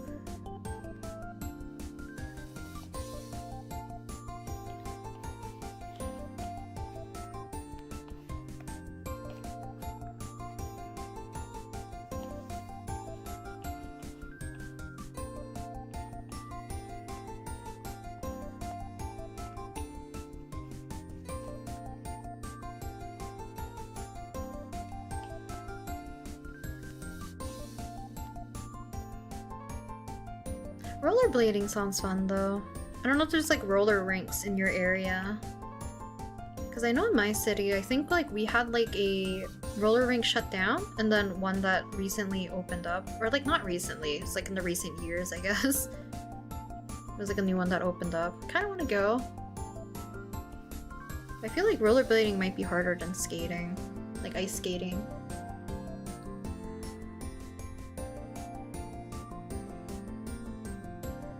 Ladies Draws, welcome.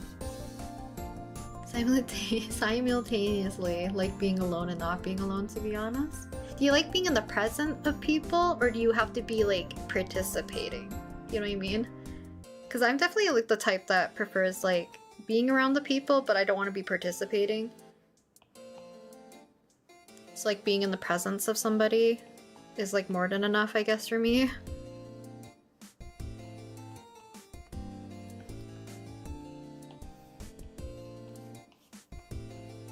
But sometimes like even like my ideal hangout might even be like me and my friends go to a cafe to work on stuff. I feel like this is probably less common for my friends now, or like less of an option because they're both in like normal society of work. So they probably don't want to, or don't have work to do technically outside of the office in the same way.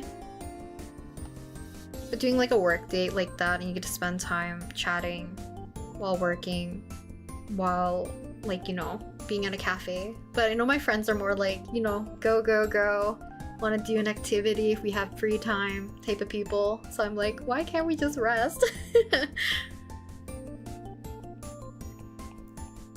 I like more like low-key things, I guess.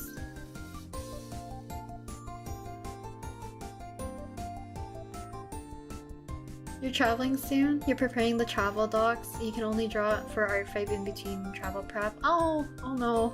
But hopefully you have a good trip though. Hopefully it's fun. Oh, Miss Panda, welcome.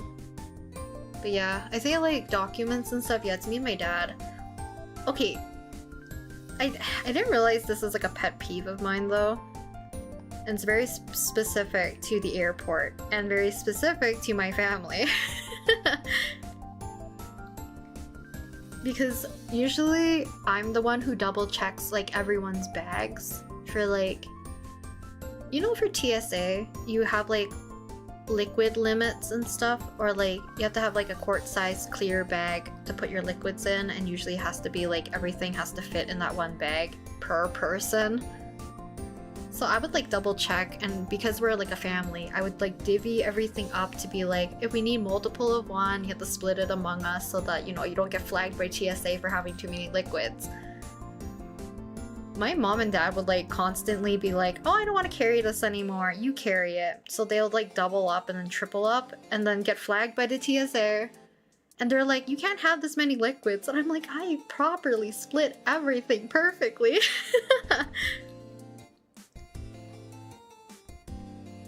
And my parents are like, it's no big deal. And I'm like, it would have been fine if they don't have to like throw away your stuff afterwards because they think it's one person carrying like 3 times the worth amount of like liquids.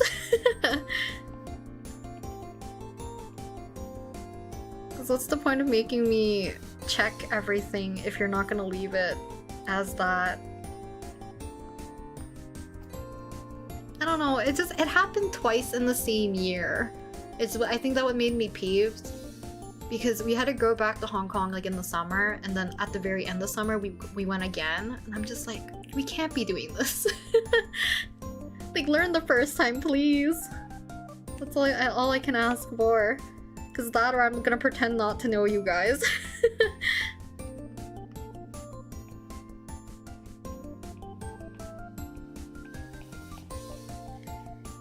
And the funny thing, it's like on our way back from Hong Kong, entering back into like Vancouver for our layover. Of course it's my bag that gets flagged. Because I think I've told this story. I have like a very cute cousin.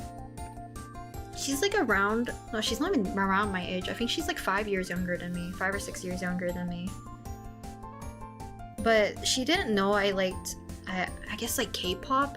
And technically she doesn't like K-pop. She likes one specific person, which is like Lay from EXO. But she knows him as like a soloist, not specifically EXO. Because I kept showing her like other members, being like, do you like any of these? And she's like, no, only him. And I'm like, okay. But she was so cute. Because we were bonding over the fact that like I was listening to some of like Lay's music and stuff and EXO.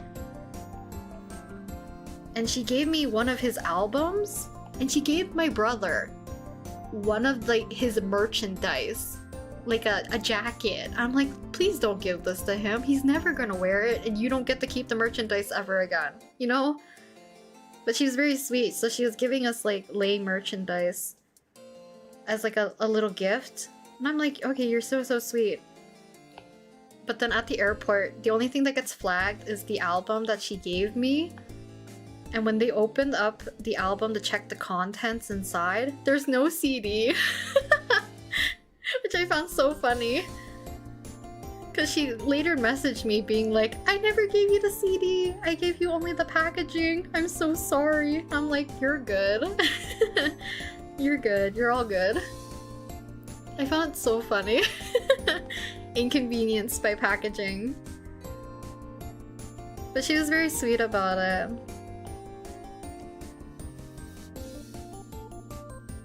Yeah, she's very cute. And I kept asking her, it's like, is there anything I can give you from Canada? And she's like, nope, we have it all here in China. I'm like, okay.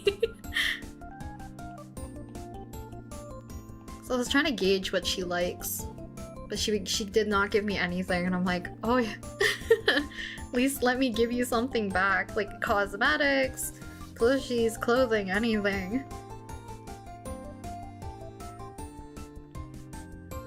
There's nothing. Because we would only talk to each other via Google Translate. Because I didn't realize that on my mom's side of the family, one is like they don't know English, which I think is like it's a given. I wouldn't expect them to. But usually like my middle ground is the fact that I can understand Cantonese.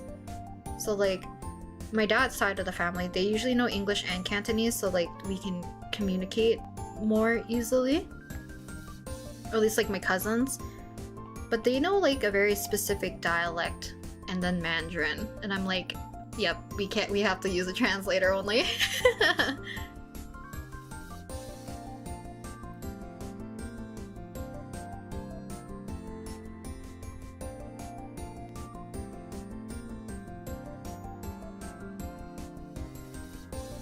Canadian chocolate? Thanks for making peanut-free facilities, I swear. They do have a lot of peanut-free chocolates, that is true.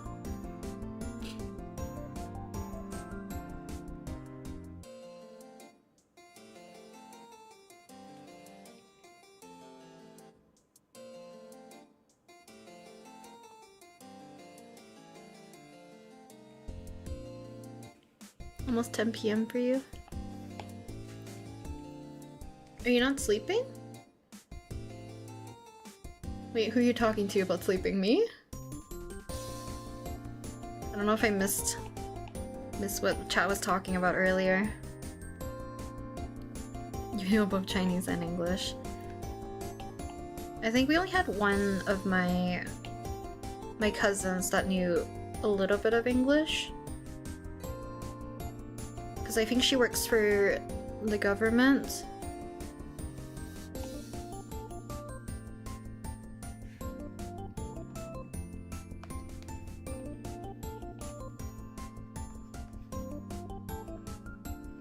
Yes. It's not 11 p.m. yet. I don't sleep until like the unholy hours. Like 3 a.m. The witching hours. When's the witching hours? Is it like past midnight?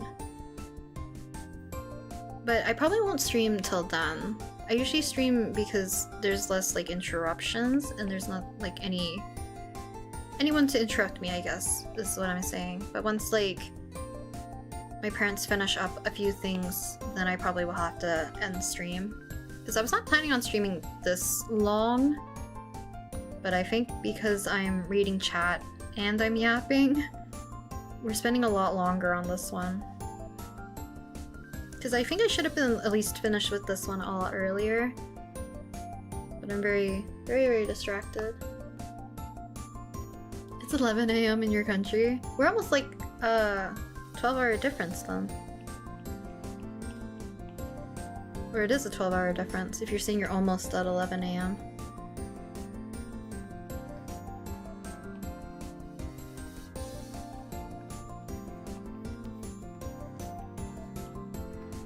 Because if I wasn't gonna stream today, I was gonna stream tomorrow, but I was like, I can't guarantee it.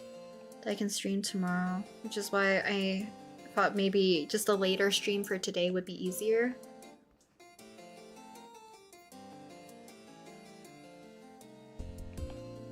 At least it gives you guys an opportunity who usually can't catch my streams when I stream earlier.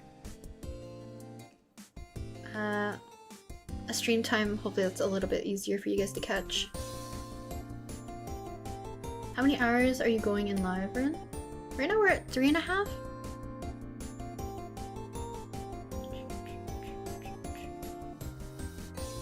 Night owl.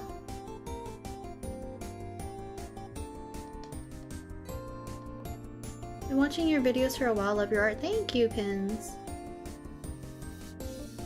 Do you mind me asking how much DPI your canvas is at? Mine's at 300 DPI. I think. Sometimes it defaults to 350, but I think mine's at 300. I'm pretty sure.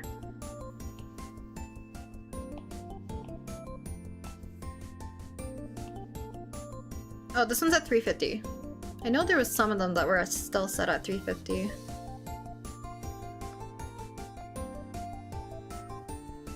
I feel like 300 typically is my usual.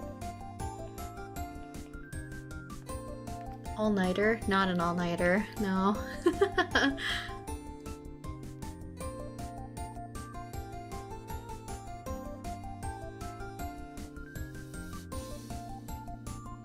Schnobbelator? Schnobbelator? Parry the platypus?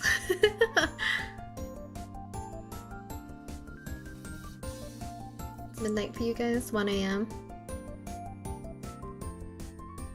3 PM tomorrow. Funny time zone. You're very much ahead. I'm curious, how can you render in one layer most of the time? I treat it very much like traditional art, where you kind of working like with a pencil. So I'm like basically just applying light pressure on top to basically color rather than like needing a bunch of layers, I guess. Because like a lot of this is just like mostly color picking, if anything. I rely on the eraser just a little bit less. But you don't have to render all on one layer, or even color all on one layer.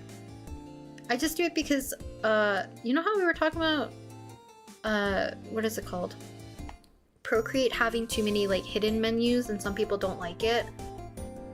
Part of me wanting to render in this way is because I don't really like reopening this window constantly.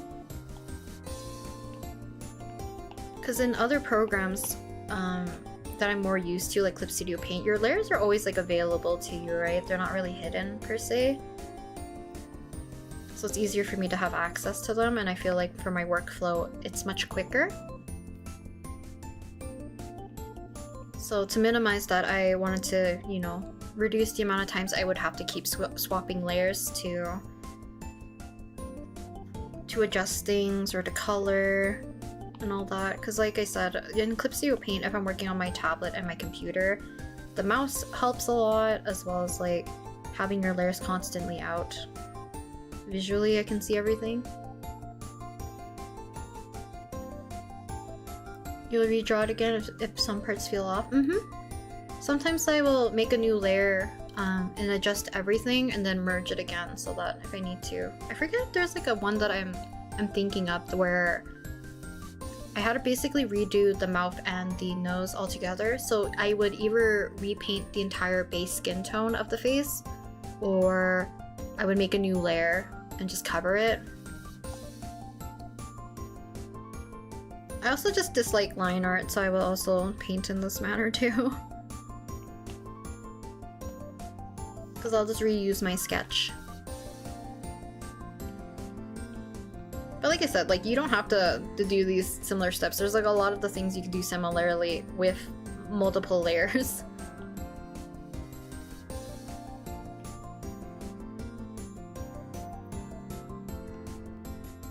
And technically, you could work faster if you use a bunch of layers, because you wouldn't have to constantly repaint in your lines over and over again, technically. because I'm constantly covering over my lines sometimes.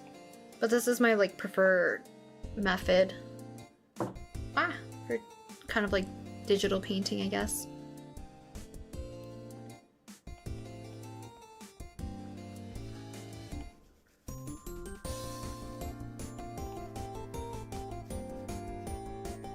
I feel like I'm a little less restrictive with my layer usage now compared to before.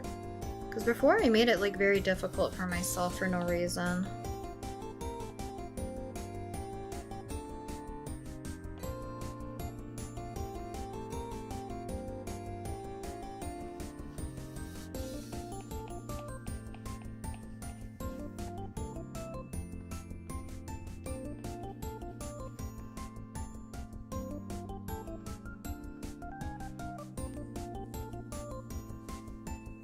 We twins. I also render on one layer because of that reason. I just way easier to fix something or restart. I think I've talked about it before too. It's like if I had to care about my line art plus like my base color, my shading layer, my highlight layer, having that like on this program would be like a nightmare because I would have to adjust everything to like change one aspect versus like if I learned how to digital paint, technically I can just paint over it. But then like I said, there is like some areas where it would be easier to have like things on separate layers or having actual proper line art, etc.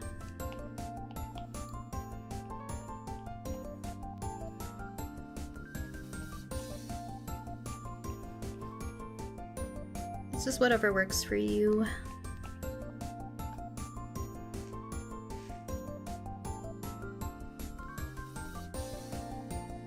Only draw traditionally, and that's perfectly fine. You learn a lot by doing traditional art. Work with so many layers sometimes, especially when I do animated attacks, which I've only done 2 because of that. Animation you would use a lot of layers, I would assume. You have ADHD comorbidly? But it feels definitely like ADHD side of things when I get so hyper focused on something that I lose track of time and end up staying up till ungodly hours. Oh! Are you doing a task, or is this kind of like linked also to like doom scrolling? Because I know a lot of people do that until like the wee hours of the night and not realize how much time they've sank into just like doom scrolling basically.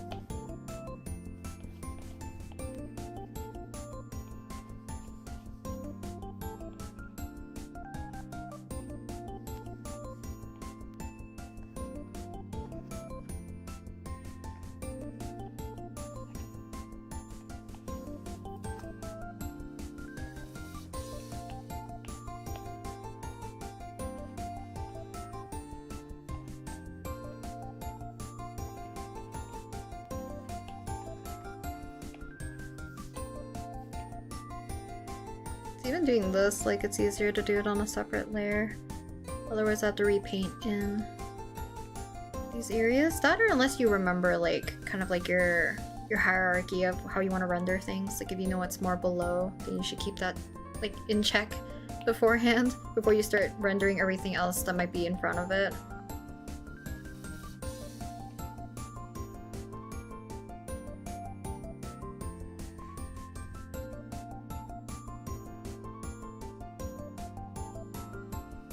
Minimizing my layers count is a tip I definitely picked up from you. It really helps my small brain understands what I'm doing. I think that's what I need too.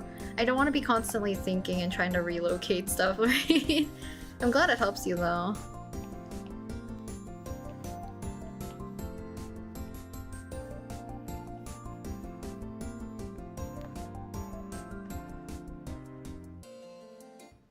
Let me check if there's any.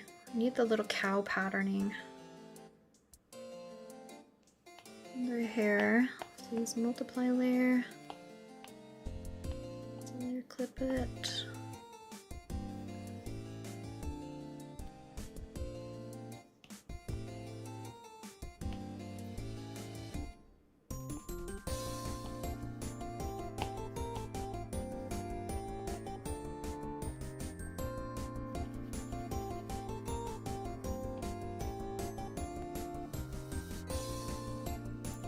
To lighten this up. Also, some of these, let's see.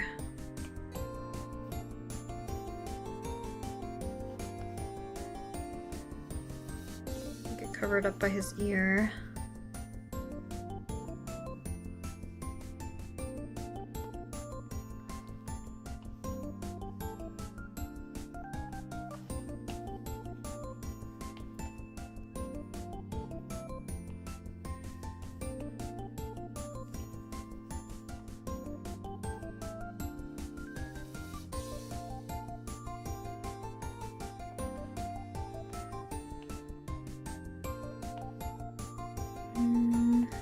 So overlay.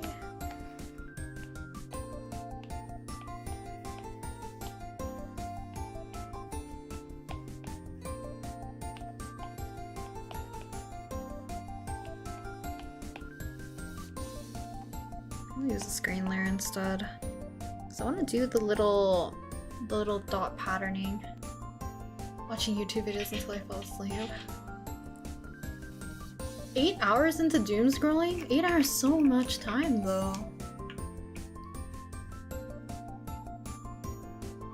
I love your videos. I was wondering if you had any tips while I'm still struggling on rendering and coming up with poses. Poses, I feel like look up references and draw as many unique poses and stuff until you get used to, you know, drawing the body and hopefully expanding your repertoire, I guess.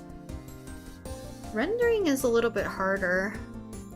I would say like study from life, because I feel like a lot of lack of knowledge on how people want to render. Typically it's like based off of how things are in, like objects are actually formed in real life, if that makes sense.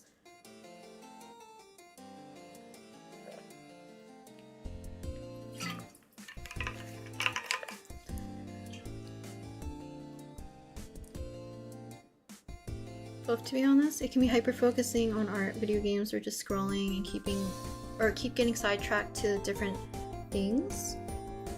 And my mind won't let me sleep until I see.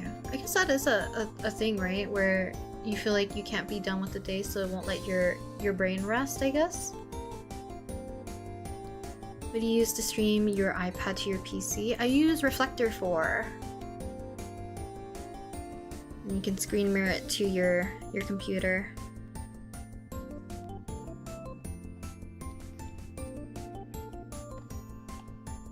The screen won't work. We have to use a multiply. So it looks super late.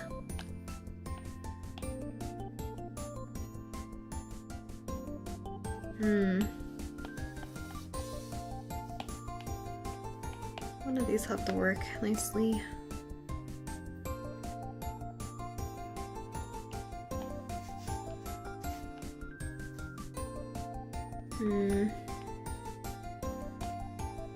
So we'll just do it normally.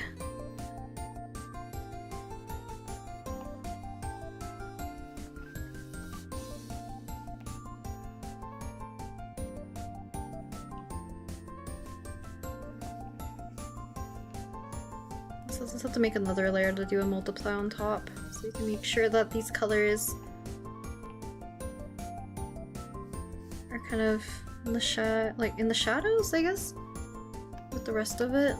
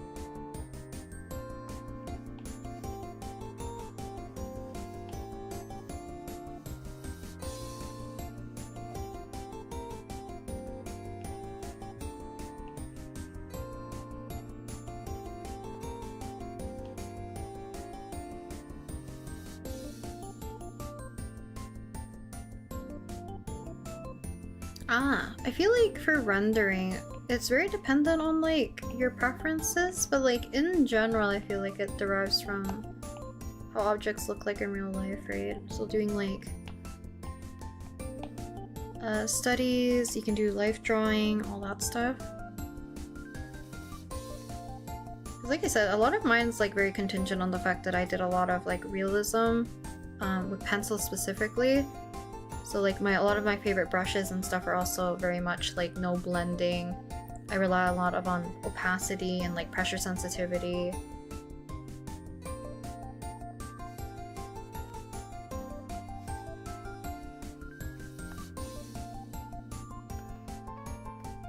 Oh, this isn't right.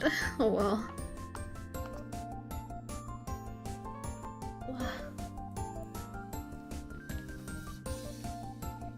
Make sure you guys are stretching and hydrating if you need to. Oh,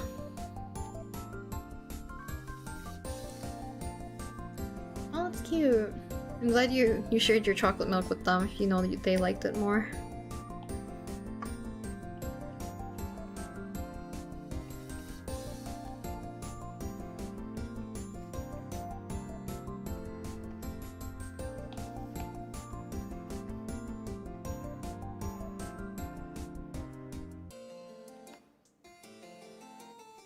I have this gigantic shadow here.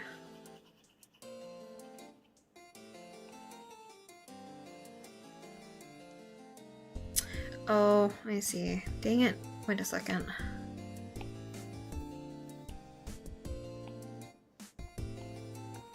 I wasn't paying attention to my layers. Okay.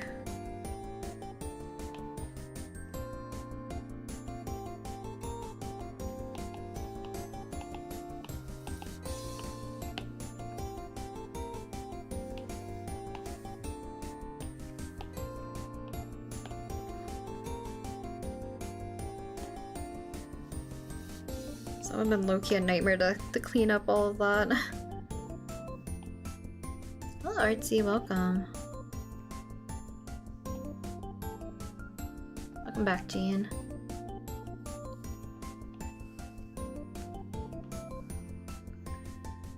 I really love your art style, it's scrumptious to my eyes. Oh, thank you! That's so sweet. I appreciate it.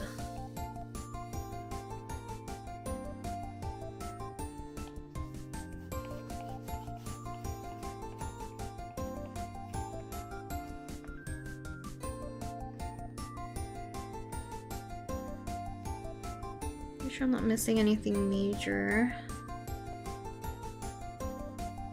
What about the little scales or the gills?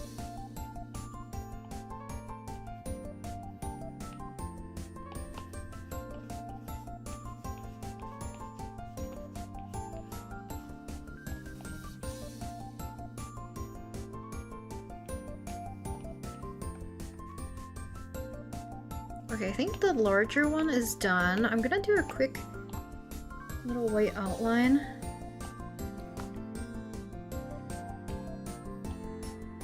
Around this one. I might do a little bit on the small one. I don't know how long it'll actually take me to work on.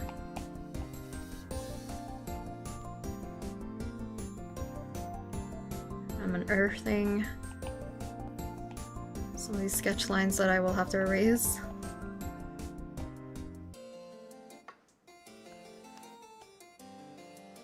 I can also just label this one as unpolished as well.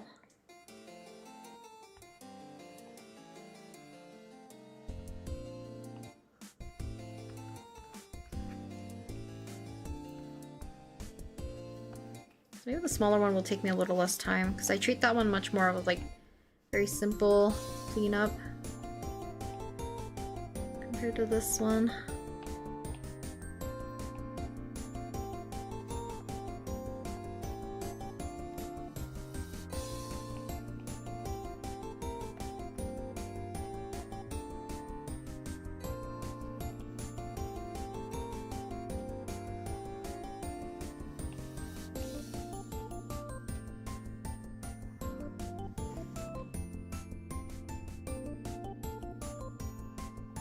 You start stream so early, 4 a.m. for me, wow. We're streaming at a different time today. I've been so inconsistent with like trying to find a time. I just might as well stream in the evening sometimes for me. Up until the wee hours. Because we're kind of approaching... Well, I guess we're just past 11 a.m. or 11 a.m. 11 p.m. It's not even that late.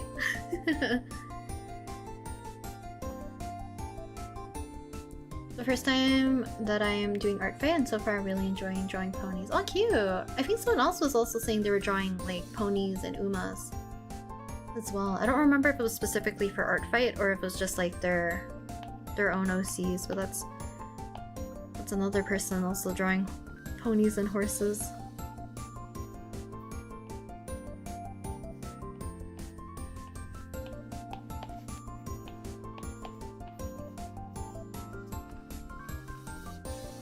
Okay, let's quickly work on the small one.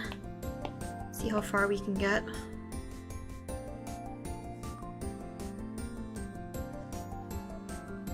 Random question. What year are you in Stardew Valley and do you have a lover yet? I forget. I have one file with Krobus. I don't remember what year it's in because I don't think I have that file anymore. Then I have like a personal file on my Switch. I think I just started year 2. And I think I'm going for Harvey. And then I have another file with my friends. Undecided if I'm gonna pick somebody. I might go with Krobus again. We'll see. Because it might depend on what my friends end up choosing too. Or maybe I'll go for like Leah.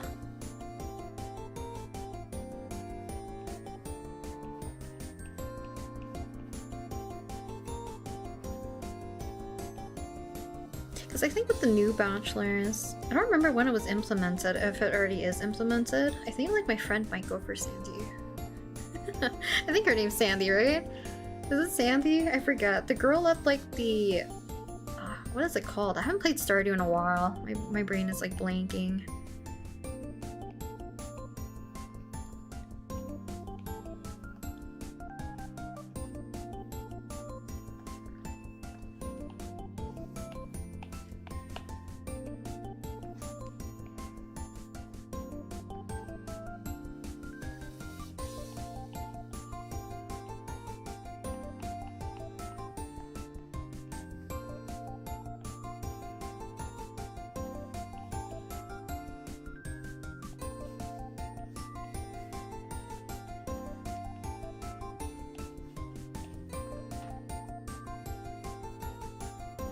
Yes, the desert one with the pink hair, yes. I think my friend might go for her since now she's available. This art style is so cute. Thank you! Unless you're talking about this person. This person also has like, just a very cute art style.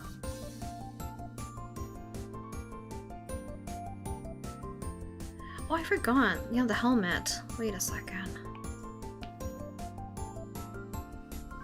So that should be technically part of the white outline too. Dang. Okay, we're not done the big one yet. I totally forgot about the helmet. I don't know how I want to do this.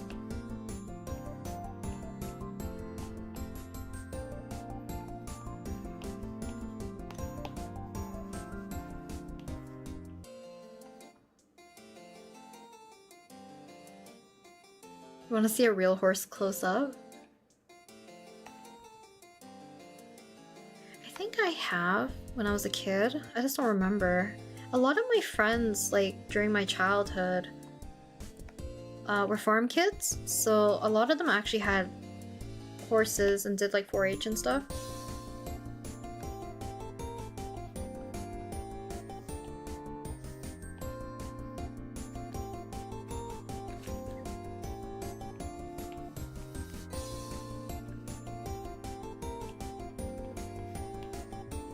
I think I might actually have to end stream.